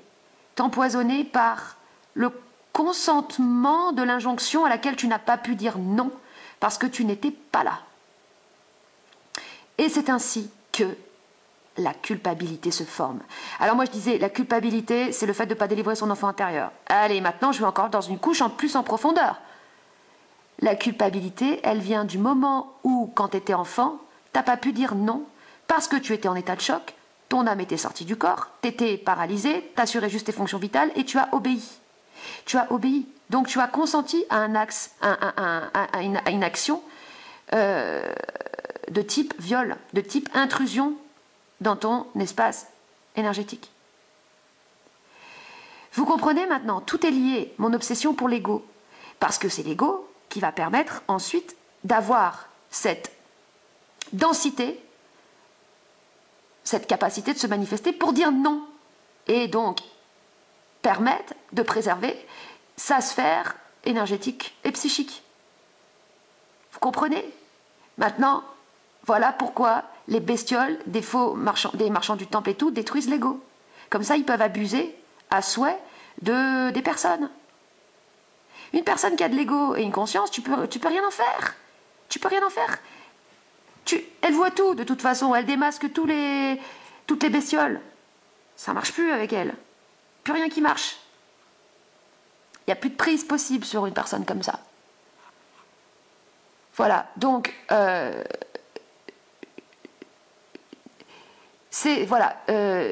donc cette culpabilité, elle vient de là, hein, elle vient de cette impossibilité d'action qu'il y avait à ce moment-là. Et c'est terrible, hein, je veux dire, putain, tout le monde vit ça, tout le monde a vécu ça, tout le monde a vécu ça, tout le monde a vécu ça. Tant qu'une personne, de toute façon, est dans ses masques, dans ses représentations, dans ses personnages, dans ses bestioles, c'est qu'en fait, elle n'est pas revenue, elle n'est pas allée délivrer l'enfant qui n'avait pas pu dire non, qui n'avait pas pu crier, qui n'avait pas pu pleurer. Voilà. Et cette tétanie, donc encore une fois, que vous ressentez, c'est en fait la mémoire qui est... Ouh là là, c'est ça. C'est cette tétanie que vous allez ressentir, que vous pouvez ressentir, parfois quand vous avez des moments de terreur nocturne. Eh bien en fait, ça va être une sensation, c'est la sensation de la paralysie. Parce que, en fait, quand vous avez vécu le choc, ok, vous êtes sorti de votre corps, vous ne sentiez plus rien. C'est comme tu vois un truc, t'es trop choqué, tu sens plus rien, t'es là, t'es kéblo. Eh bien, en fait, quand toi, adulte, tu vas ressentir les tétanies, même parfois les enfants, quelques temps après leur trauma, ils commencent déjà à avoir des tétanies, des terreurs nocturnes et tout ça. Et quand tu commences à sentir ça, c'est que tu as déjà de la sensation, tu as du sensitif qui revient pour te faire sentir, en fait, cette absence à toi-même. Donc, à partir du moment où tu as des tétanies, où tu as des peurs, où tu ne connais pas l'origine, alors que tout va bien dans ta vie, tu n'as aucune raison tu manques de rien, tout va bien, mais tu as encore ces peurs, ces tétanies, c'est l'enfant qui t'appelle. C'est l'enfant qui, en fait, dans un endroit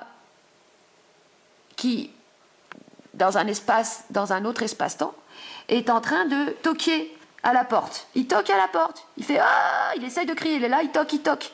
Et il va amplifier, c'est une façon de parler, hein, il va amplifier la sensation de tétanie, la sensation de terreur. Toute ta vie, ça va s'amplifier, ça va jamais s'amenuiser, c'est-à-dire tant que toi, tu fais pas le travail d'aller vers l'enfant, eh ben ça va s'amplifier. Il n'y aura rien à y faire. Tu pourras faire du lâcher-prise, la sophrologie, du yoga, tu pourras faire des voyages, ce que tu veux, ça va. Tu auras juste la sensation que ça va mieux, mais ça reviendra. Ça reviendra. Tant que toi, tu ne fais pas le boulot. Le boulot, c'est juste un chemin. C'est juste un chemin. En fait, c'est un chemin à faire à l'envers pour retourner dans cet espace-temps-là, pour pouvoir ensuite aller de l'avant et faire des bons en avant, des grands bons en avant. Mais tant que tu fais pas ça, le gamin, il tire en arrière, il t'empêche d'avancer. Tu n'arrives pas à avancer, tu comprends pas pourquoi tu fais pas des bons. Tu marches à reculons, ou bien tu traînes des pieds, ou bien quand tu parles c'est lourd, ou bien tu es fatigué, ou bien c'est l'enfant qui tire. Parce que la réactualisation, elle se fait par la vibration, par la parole.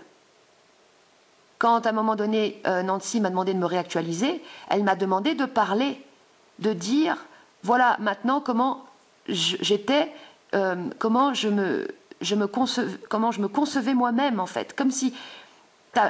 C'est-à-dire, la réactualisation, c'est une sorte d'accouchement de toi-même, d'un nouveau toi. Et ça passe par la vibe, parce que tu l'assumes, tu le dis. T'es l'adulte qui parle, t'es le parent de ton enfant qui dit, voilà, maintenant, c'est fini, et maintenant, voilà comment je suis. Ça, c'est super important, ça. Quand une réactualisation, elle est dite avec sincérité, c'est là qu'elle est réelle. En fait, ce qui s'oppose à la bestiolerie et au mensonge, c'est la sincérité. Et la bestiolerie, ce sont des techniques, des techniques d'acteurs, des postures d'acteurs que les gens emploient sans même s'en rendre compte parce qu'ils sont totalement identifiés à ces parcelles-là et à ces modes, à ces mécanismes de réponse de type autodéfense pour en fait toujours protéger leur souffrance, parce qu'ils veulent pas la libérer.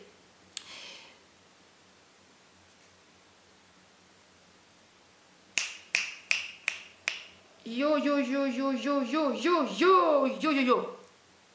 Le mensonge en lui-même, l'illusion en elle-même, le masque de la bestiolette. La bestiolette, c'est un masque, c'était une personnalité refuge. Le cœur du mensonge, c'est le fait de dissimuler, de masquer, de cacher la souffrance. Soit par une fausse positive attitude, tout le temps positif, soit une victimisation ou un culte, en fait, du coup, un culte de la souffrance. Finalement, la victimisation, c'est un culte de la souffrance, c'est un entretien de la souffrance. Et les deux, en fait, c'est la même chose. La particularité de la bestiolette, c'est que elle ne connaît que deux modes. Le désespoir ou l'espoir. Soit elle est désespérée, soit elle espère. Soit elle cultive son mal-être, soit elle donne l'illusion que tout va bien. C'est une jolie poupée, c'est une jolie personne qui fait des sourires, c'est une jolie personne qui est bien. Elle connaît que ces deux modes-là. L'être lui-même, il est ni dans l'un ni dans l'autre, puisqu'il est ce qu'il est. Et en plus, c'est même un truc que j'ai réalisé qu'au fait, au final, le rire en tant que tel, c'est une soupape à la souffrance. Mais un être, en fait, il ne rit pas. C'est-à-dire qu'il ne rit pas parce qu'il rit tout le temps. Il est tout le temps en éclosion, donc il est tout le temps en train de rire. Donc il n'a même plus besoin de la soupape du rire pour ouvrir ses vannes. Il n'a même plus besoin d'ouvrir grand les fenêtres pour respirer parce qu'il respire tout le temps. Et donc ce que je veux amener, même si ce que j'amène dans cette vidéo, qui est nouveau par rapport, enfin je l'ai amené indirectement, mais là je l'amène officiellement, c'est que en fait, putain je dis tout le temps en fait,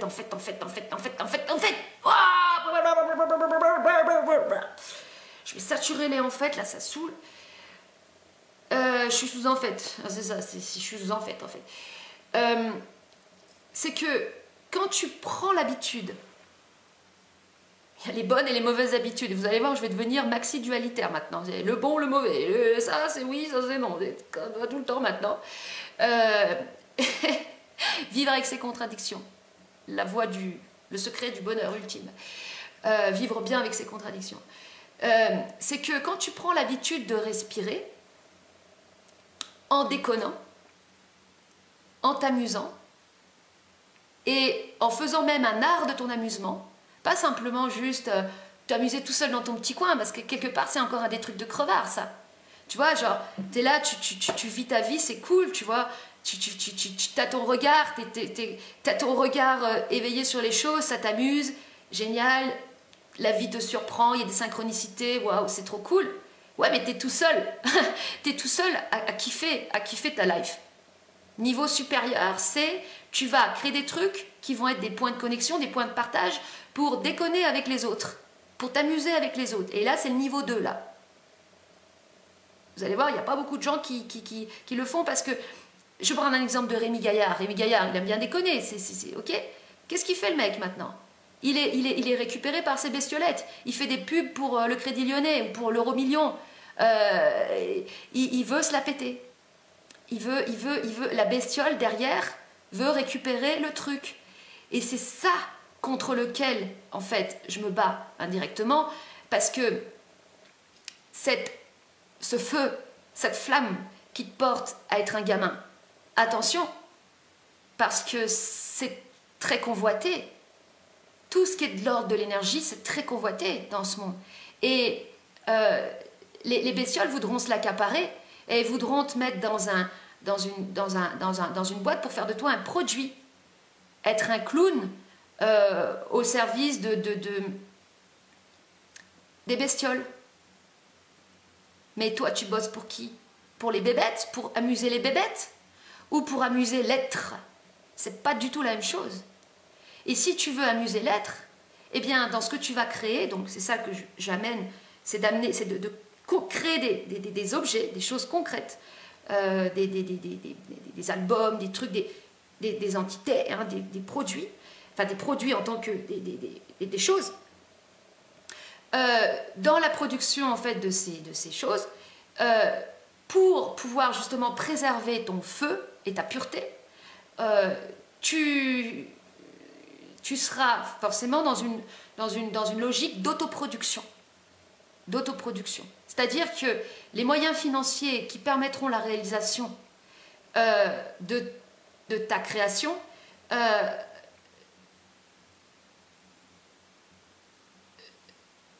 tu vas t'auto-produire, tu vas t'auto-mécéner. Ça ne peut pas en être autrement. Parce que si tu as un mécène qui vient de l'extérieur, c'est possible.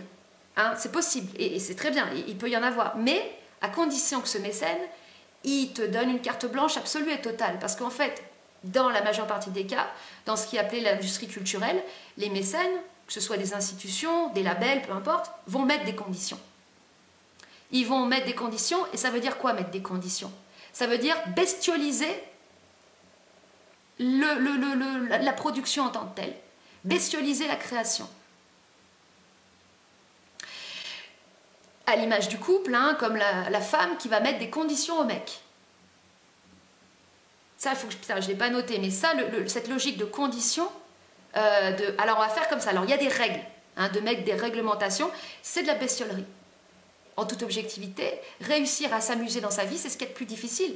Parce que c'est ça le combat intérieur, le plus difficile à mener, puisque les bestioles nous empêchent de nous amuser. Elles ne connaissent pas l'amusement. Donc le combat d'une vie, c'est d'arriver justement à de plus en plus, progressivement, ça ne se fait pas d'un coup, à t'amuser dans ce que tu entreprends. Voilà. J'ai une sacrée gueule là. Des fois je fais des arrêts sur image, ça fait flipper franchement. Mais on s'en fout, c'est qu'une image. Faut réussir à s'amuser dans la vie. Ouais bah dis donc, excuse-moi mais ça montre pas trop l'exemple. Hein.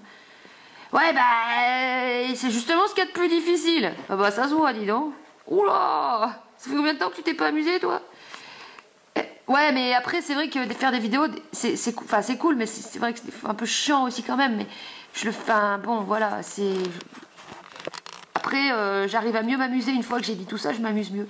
Bizarre la meuf quand même. L'amusement. Nos bestioles, elles savent pas s'amuser. Les bestioles qui ricanent, les bestioles elles savent pas s'amuser. L'amusement, c'est de la création. Tu crées des trucs. Les bestioles, elles créent rien, en fait. Elles peuvent que se nourrir. C'est-à-dire bouffer du divertissement, bouffer de la moquerie, se gorger de rire jaune. Donc, elles chercheront toujours, en fait, des points de comparaison avec les autres pour voir où est-ce qu'il pourrait y avoir. C'est toujours comme ça.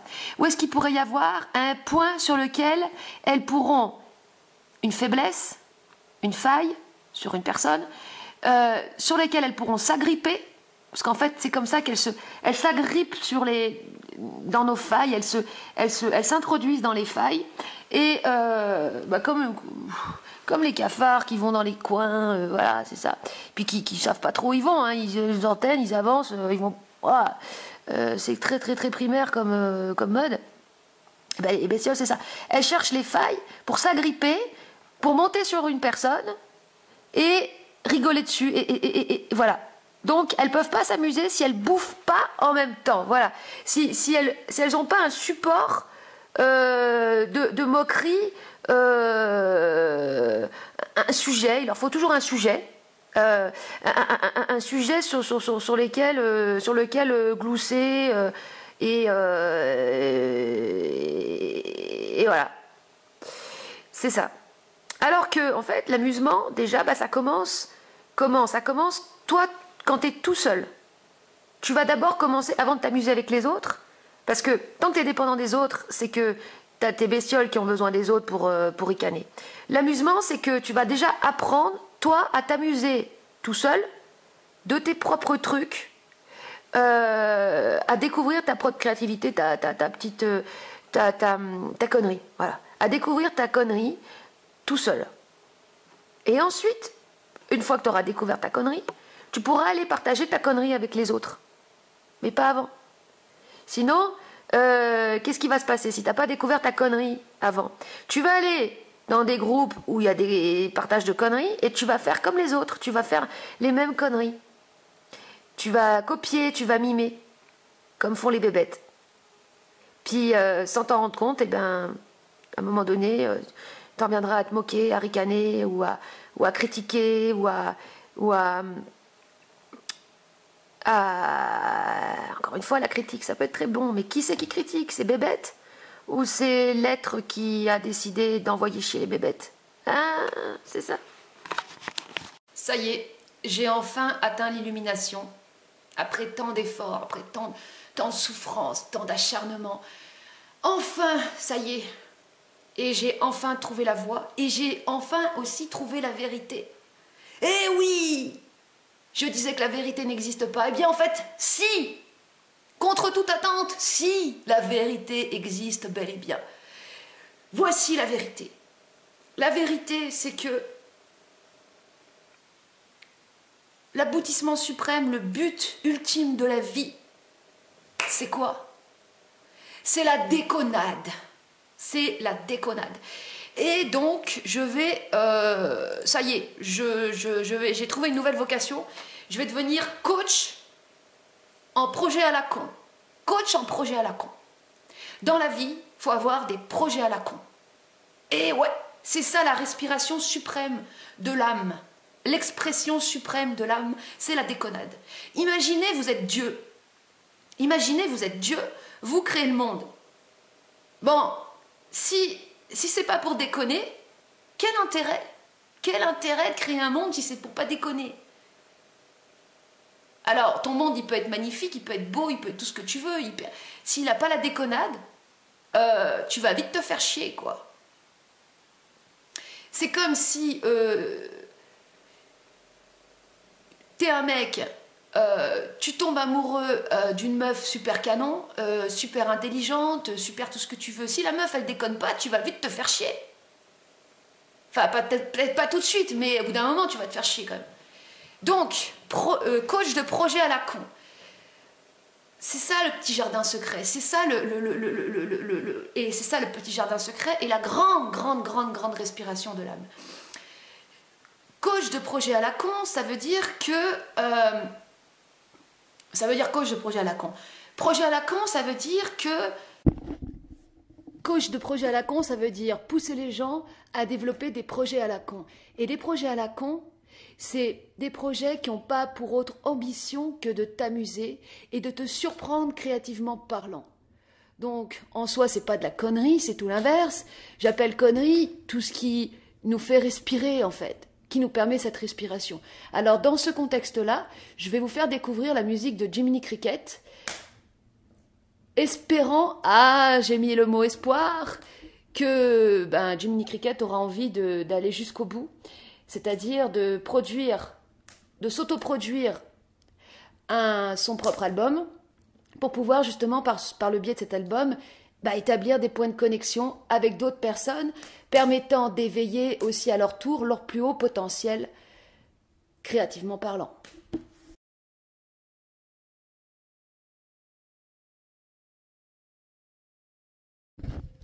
Désolée pour l'effet tout pourri avec le titre. Hein,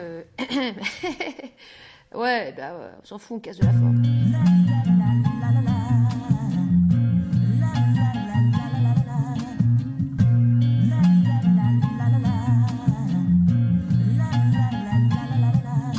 Ça se pavane sur une prod douce. Dehors la pluie s'est invitée. J'entends le clapotis de l'eau sur les glissants pavés. Mode oisif, t'es activé, maîtrise cet art comme son père. Les Nike sur terre, la tête dans une autre atmosphère. Ça fait des mois qu'éteinte la télé. Doucement je vois la vie teintée se fissurer. Les yeux écarquillés vers un horizon neuf. Je vois la Bonko Family qui me fait des fucks. Hey, hey. Je vois la Bonko Family qui me fait des fucks à l'horizon. Yeah, yeah. Je vois la putain de Bonko Family qui me fait des fucks à l'horizon. C'est pas très cool quand même. C'est pas très cool quand même.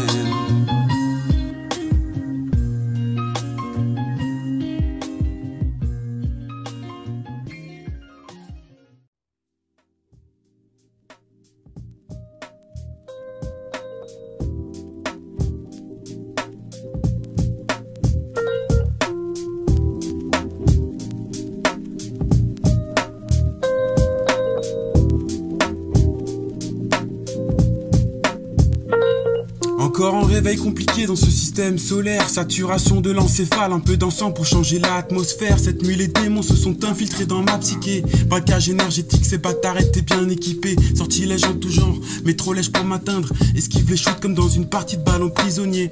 Avec l'âge j'ai acquis des techniques façon Anakin, Sky, Johnny Walker. T'éclates du trooper et ils ont trop peur que je récup mon trône et ses trésors ou bien que je bute mon clone et ses mémoires qui comme looper tourne en boucle. La boucle est vénéneuse. L'histoire se répète à l'infini. J'essaie d'ouvrir les yeux. Le tic-tac de l'horloge rend toc-toc comme si c'était du TNT. Faut jouer cap, que je prenne la place du pilote avant que la mort me croque. Le compte à rebours est déclenché. J'ai mis du DMT dans le réacteur de la fusée.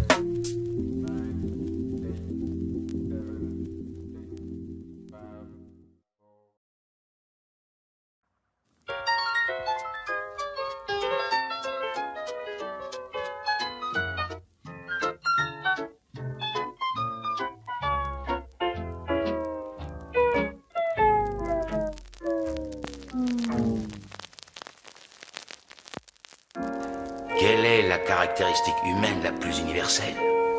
La peur ou la paresse? Je dégringole sur planète Earth, la chute écorce et frérot. On m'a coupé les ailes, je suis du père comme un bébé moineau. La vie ça va, ça vient, mais souvent ça va bof. Catastrophé et le bic, naturel sera la catastrophe. Difficile d'assumer la perte de repères. Dans cette caverne platonicienne, prisonnier loin de la lumière. Y'a des ombres sur le mur qui dansent le cha-cha-cha. 34 berges que je pourris là, je vous dis coup de bye bye bye. Transmute le carbone 14 ans, diamant 24 carats. Et épaissit la carapace en cas d'attaque, tac tac. Ça part en cavalcade. À la conquête de l'univers, explorateur comme Magellan, je mets de la magie dans mes mouvements. Explorateur comme Magellan, oui. Je mets de la magie dans le mouvement.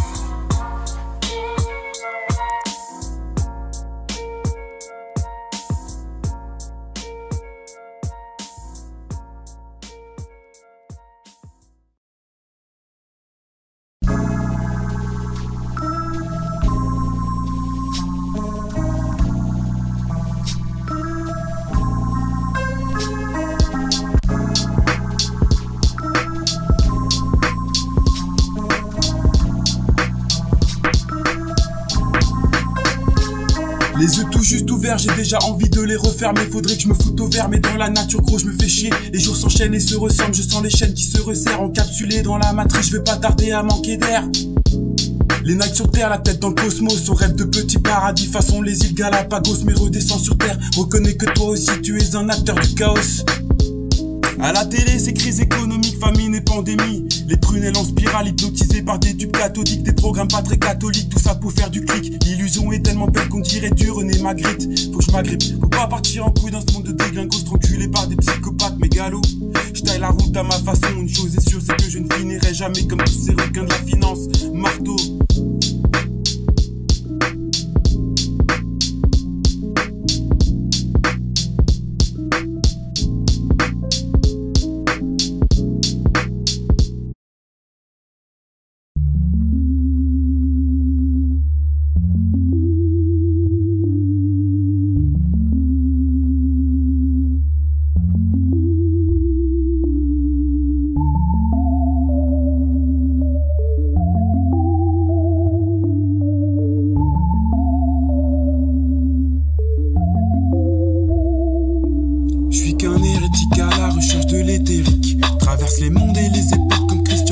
azerty, un truc plus grand sommeil en nous, j'espère qu'on t'avait averti. Mutation cellulaire, ça m'a dit. Tous en quête de qui on est, poussière d'étoiles dans Voie lactée. Voilà que t'es prêt à faire le saut final sans filer ni par balle. T'as déposé les armes, augmenter le savoir, défiler les lois de la gravité. Bye bye la troisième densité. Il y a deux types de gens qui souffrent dans ce monde. Ceux qui souffrent d'un manque de vie et ceux qui souffrent d'une surabondance de vie. En ce qui me concerne, je fais partie de la deuxième catégorie. Finalement, quand on y pense, il n'y a pas tant de choses que ça dans notre façon de vivre qui nous distinguent de manière fondamentale de l'animal. T'as tout le cosmos dans le catalogue, t'as juste à couper le bon coupon. T'as juste à tes fréquences séquentielles, pavé tes futurs potentiels. Entre ciel et terre, ton labyrinthe se dessine. Gravis l'arbre du savoir jusqu'à pouvoir toucher la cible. Fuck cette vie de cime, trop souvent symétrique. Agis comme des pantins piégés dans des sables mouvants kinétiques. Cette guerre est psychique, je dégaine le mental comme un brolique. Ça va péter mais pas de panique, c'est juste la fin d'un cycle. Pourquoi l'histoire du monde n'est-elle pas une épopée faite de progrès spectaculaires? Quelle est donc cette barrière qui empêche le commun des mortels d'exprimer enfin son véritable potentiel?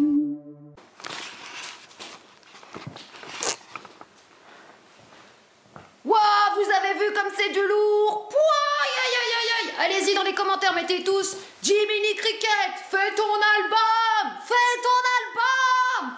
On va faire une cagnotte, on va tous mettre 10 balles. Et à 200 personnes, il y aura 2000 balles. Et avec 2000 balles, tu vas faire un album. Wouhou. Bon. Un bon artiste, c'est quelqu'un qui te donne envie de faire pareil que lui. Pas pareil dans la forme, pareil dans l'énergie. Donc, moi, ça m'a donné envie de faire du rap. Le rap, c'est... Enfin, je sais pas si on dit ça, d'ailleurs, parce que je suis complètement has-been et boomer total.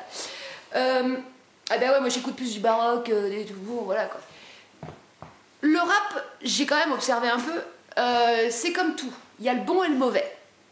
Alors, le mauvais rap, c'est les mecs qui gueulent. Ils ont la rage, ils ont la haine. Parce qu'en fait, c'est des misérables. Ils veulent juste avoir de la thune, des putes et des bagnoles. Ça, c'est le mauvais rap. Et le bon rap, c'est les mecs et les meufs qui gueulent. Ils ont la rage, ils ont la haine. Mais ils ont la haine des bestiolettes. Et ça, c'est le bon rap. Alors, je vais inaugurer le rap vibratoire pour défoncer les bestiolettes. C'est parti. Va te pavaner dans ton coucouche panier, va te pavaner dans ton coucouche panier. Tu crois quoi? Je suis pas dupe de tes petits coups de pute, casse-toi. Je recommence parce que j'ai merdé. Oh putain de merde. Hey, franchement, je suis allée me balader et puis je me suis dit tiens, je vais chanter ça. Ça fout, franchement, ça fout la niaque. Allez, c'est parti. Va te... Une piote, spectatrice, une piote. Ah, c'est parti. Va te pavaner dans ton coucouche panier, va te pavaner dans ton coucouche panier. Tu crois quoi? Je suis pas dupe de tes petits coups de pute. Casse-toi, mon poteau, je suis une grosse déglingo. Être humain va niquer les petites bestiolettes d'une simple fléchette transpercée leurs amulettes. Yeah! Wouhou! J'ai un peu merdé là au milieu. Et ça donne une idée. Je voulais dire. Pourquoi c'est très important de créer des choses concrètes? Exemple, un album. Exemple, un bouquin. Peu importe. Parce que, en fait, tes déconnades, plus tu es dans une logique d'abondance, d'expansion, plus en fait tes déconnades, tu vas les partager. Et en fait, la seule façon de partager une déconnade, c'est de créer quelque chose, en fait, de créer un objet, une entité. Sinon, tu peux pas les partager, c'est logique. Tac. Le partage, c'est aussi ce qui fait partie de la respiration de l'âme.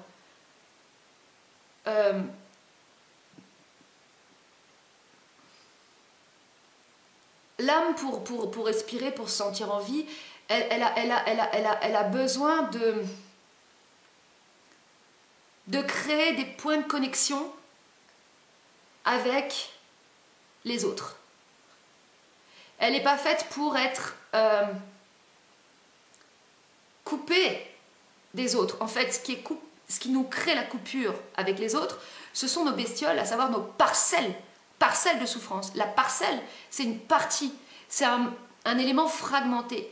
Et quand tu es dans cette fragmentation, tu es dans ce repli et dans cette coupure, qui est en soi une illusion. Mais à mesure que tu transmutes ces parcelles de souffrance, tu trouves quoi? La reconnexion avec toi-même et avec les autres. Donc, tu es beaucoup plus disposé en fait au partage. Plus tu partages, plus tu donnes, et plus tu donnes, plus tu reçois. C'est ça la logique en fait de l'abondance.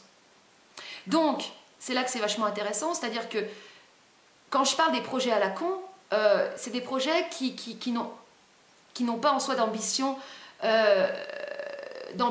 de profit ou de réussite au sens qu'on pourrait l'entendre.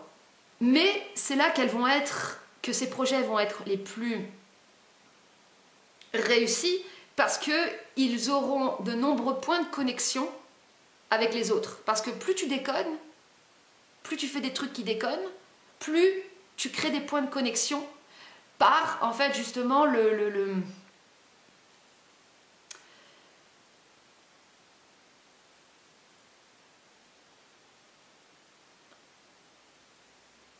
par cette... par la joie. Parce qu'en fait, la joie...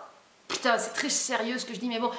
C'est important de le comprendre, parce que comme ça, quand tu le comprends, tu es encore plus déterminé à déconner, en fait, à faire des projets à la con.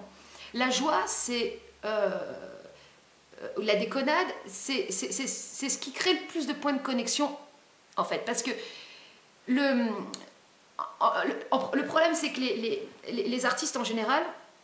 Enfin, quand tu es dans la création, tu as forcément l'égrégore de l'artiste maudit ou de la souffrance. Et la plupart des chansons, c'est des expressions de la souffrance en général. Donc forcément, il y a des points de connexion parce qu'il y aura des points de connexion avec les bestioles. Parce que c'est les bestioles qui sont en souffrance. Donc c'est pour ça qu'il y a plein de chanteurs populaires qui ont plein de points de connexion parce qu'ils connectent avec les bestioles en souffrance des gens. Mais c'est pour ça qu'il faut aller vers un point de connexion qui est en fait l'art de la délivrance. Ce qui existe quasiment pas en fait. L'art délivré, l'art purifié de toute bestiole. L'art pur, ce que je vais appeler l'art pur en fait.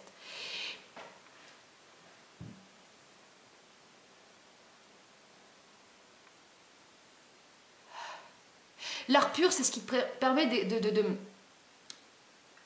c'est une forme d'expression directe de ton intérieur. Sans aucun chichi, sans aucune manière, sans aucun effet de style, en tout cas pas volontaire, en tout cas pas recherché. Un art où, en fait, tu t'en balèques total. Tu balances. Tu balances ton truc. Et tu laisses dans ce que tu balances les aspérités, les imperfections, et ça c'est très important, du coup je vais insister aussi là-dessus. Les imperfections, c'est-à-dire les non-retouches. Même si tu peux retoucher un truc pour enlever, une retouche, c'est ce qui est appelé dans la peinture aussi le repentir. C'est en fait le fait de revenir dessus, mais pour enlever. Pour enlever. C'est plus une logique de retrait qu'une logique d'ajout. En fait, quand tu es dans une logique d'ajout ou d'amélioration, de perfectionnement, toujours, c'est que tu es dans une souffrance parce qu'en fait, tu crois que le truc est imparfait et que tu dois tout le temps l'améliorer. Comme la femme qui se maquille tout le temps parce qu'elle veut toujours s'améliorer et qu'elle ne s'accepte pas telle qu'elle est. Donc, quand tu vas revenir sur un truc, ça va être pour en enlever finalement, pour pouvoir laisser une aspérité, pour pouvoir laisser un point d'ouverture, une sorte, en fait, en fait, c'est la non-finition, c'est la non-finition qui est la finition. Si tu attends de faire un truc parfait, si tu fais rien parce que tu crois que tu n'es pas capable de faire quelque chose de parfait, c'est que tu te trompes. Et ça, moi, je m'en rends compte avec le recul, parce que je me rends compte que des fois, il y a des trucs qui sont des trucs que je me suis cassé le cul à faire chiader. En fait, au final, ça schlingue. Parce que c'est chiadé. Parce que ça se voulait parfait. Alors que le truc à la con, le dessin spontané, où tu t'embalèques total, qui est une expression directe de ton intérieur, a beaucoup plus d'intensité, a beaucoup plus d'esprit, enfin, a beaucoup plus d'énergie, bon, que le truc où la bestiole est revenue dessus pour amener son obsession de la perfection, qui va juste au final créer un état de subjugation chez les gens, mais va rien créer en tant que tel, parce que la création, c'est ce que un truc que tu fais crée sur l'autre, c'est pas la chose en elle-même. Et c'est ça le truc, putain, qu'il faut capter. C'est ça que j'ai mis grave de temps à capter, et pourtant c'est pas faute qu'on me l'ait dit, mais c'est, vous voyez, des fois des trucs simples on met des années à comprendre. La création, c'est pas le machin que tu crées, d'accord, imagine tu crées un bouquin, la création c'est le bouquin, mais pas que. C'est ce que le bouquin va créer sur la personne qui va le lire. Donc, ça appartiendra, ce sera le point, ce sera la rencontre entre la personne qui l'a lu et le livre lui-même. Elle est là, la création. Elle est dans l'espace entre les deux. Ça, c'est important de l'avoir à l'esprit. Parce que du coup, ça permet justement d'avoir beaucoup de prendre du recul par rapport à nos obsessions de perfection qui ne regardent que nous, en fait. Moi, je le sais. Parce que, je donne par exemple l'exemple avec mes vidéos. Si je suis obsédée par le fait d'être belle, d'être bien née, ça regarde que moi. Les gens qui regardent les vidéos, ils veulent quoi? Ils veulent des infos, ils veulent un truc qui va leur créer quelque chose. Ils veulent que ça puisse vraiment les transformer. Ils veulent des trucs utiles, des outils utiles. La forme en tant que telle, ils s'en foutent. Et souvent, c'est chiant. Quand tu vois que quelqu'un s'est fait chier dans la forme, en tout cas, moi, ça me fait chier. Hein. Ça me fait profondément chier. Donc, voilà. Qu'est-ce que je voulais dire? Attends. Ah, putain, j'ai encore un truc qui s'est barré. Ce que le machin va créer. Ce que le machin va créer sur la personne. C'est là que c'est le plus important. C'est ce que ça va créer sur la... Ce que ça va créer.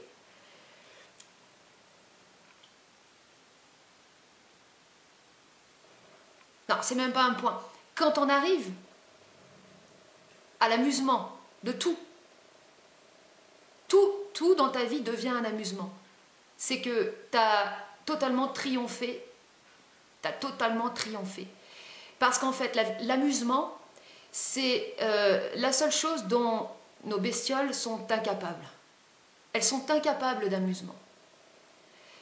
Elles ne sont capables que de rire jaune, de se moquer, de rabaisser, de ricaner. Elles ne sont pas capables d'amusement. Elles sont capables de se moquer, de rire, mais elles sont aussi uniquement capables de se la péter. De se la péter. Comme le truc que j'ai mis avec David Bowie et Mick Jagger. Les mecs qui sont là, c'est pas drôle. Ils sont pas marrants. Enfin, ils veulent juste se la péter. En plus, même quand David Bowie il essayait de faire des blagues, putain, les gens ils se marrent, mais ces blagues elles sont pas drôles. Elles sont pas drôles, il est juste en train de se la péter. D'où quelqu'un qui se la pète, c'est drôle. Tu sais, il fait son intéressant, quoi. C'est pas marrant. En fait, quand t'es drôle, en fait, quand tu fais un truc marrant, vraiment marrant, il n'y a même plus de volonté de créer un effet. Une figure de style, il n'y a plus de figure de style. T'es dans un abandon de toi-même, total. C'est dans cet abandon-là que tu peux te laisser traverser par l'énergie.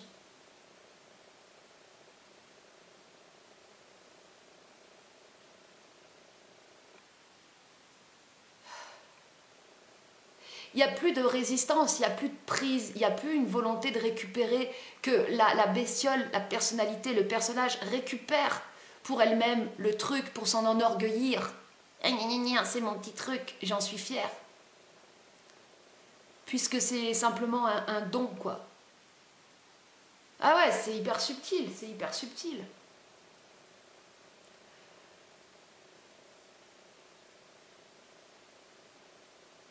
C'est comme on est tous des danseurs, on est tous des très grands danseurs. À partir du moment où on danse et qu'on s'en balèque totalement, ton corps, que tous tes muscles sont totalement relâchés pour être simplement l'expression de ton intérieur. Et là, t'es drôle, parce que là, tu fais passer quelque chose qui est simplement, je sais pas moi, l'amour de la vie, quoi. Je le dis tout ça parce que je vois la différence. Je vais vous montrer aussi les dessins de Jess. Je perçois dans un dessin, dans une peinture, quand c'est l'expression directe de l'intérieur. Parce que je vois que ça pulse, ça pulse. Il n'y a plus que l'intensité qui passe, c'est tout. Il n'y a pas de recherche de style, de vouloir faire comme machin, de vouloir bien faire. Il y a simplement cette impulsion première de transmettre tout simplement une énergie, c'est tout. Et il peut y avoir des choses extrêmement puissantes dans la simplicité, dans un simple geste, dans un dessin, juste un trait sur une feuille, c'est tout. Et quand on arrive à ça, à faire ce truc là, même d'ailleurs chez les Japonais avec l'art du merde, comment ça s'appelle, avec le pinceau, mais le problème c'est que c'est pas drôle. Donc c'est encore constipé, c'est encore tiraillé, c'est encore tendu comme un string. Ça respire pas en fait, ça respire pas. Même cette culture de l'air chez les Japonais, ça respire pas parce que c'est pas marrant, ça déconne pas. Ça déconne pas, donc excusez-moi, mais ça fait chier. Ça me fait penser, je regardais un film avec Michel Blanc, là, merde, comment ça s'appelle, Viens chez moi, j'habite chez une copine. À un moment donné, il va à un concert de musique, c'est des chœurs qui chantent des musiques sacrées. Il pète un câble, il dit « Mais je fais chier ici! Oh, laissez-moi respirer !» Chut, tais-toi, on peut pas respirer ici! Oh, ben je me casse alors si on peut pas respirer. On n'a pas le droit de respirer. Ah, non. La déconnade, c'est la respiration ultime. Donc tant qu'un art pourra pas déconner, il n'y aura pas de respiration. Donc l'outrance, ce sera la seule réponse naturelle face à un truc comme ça.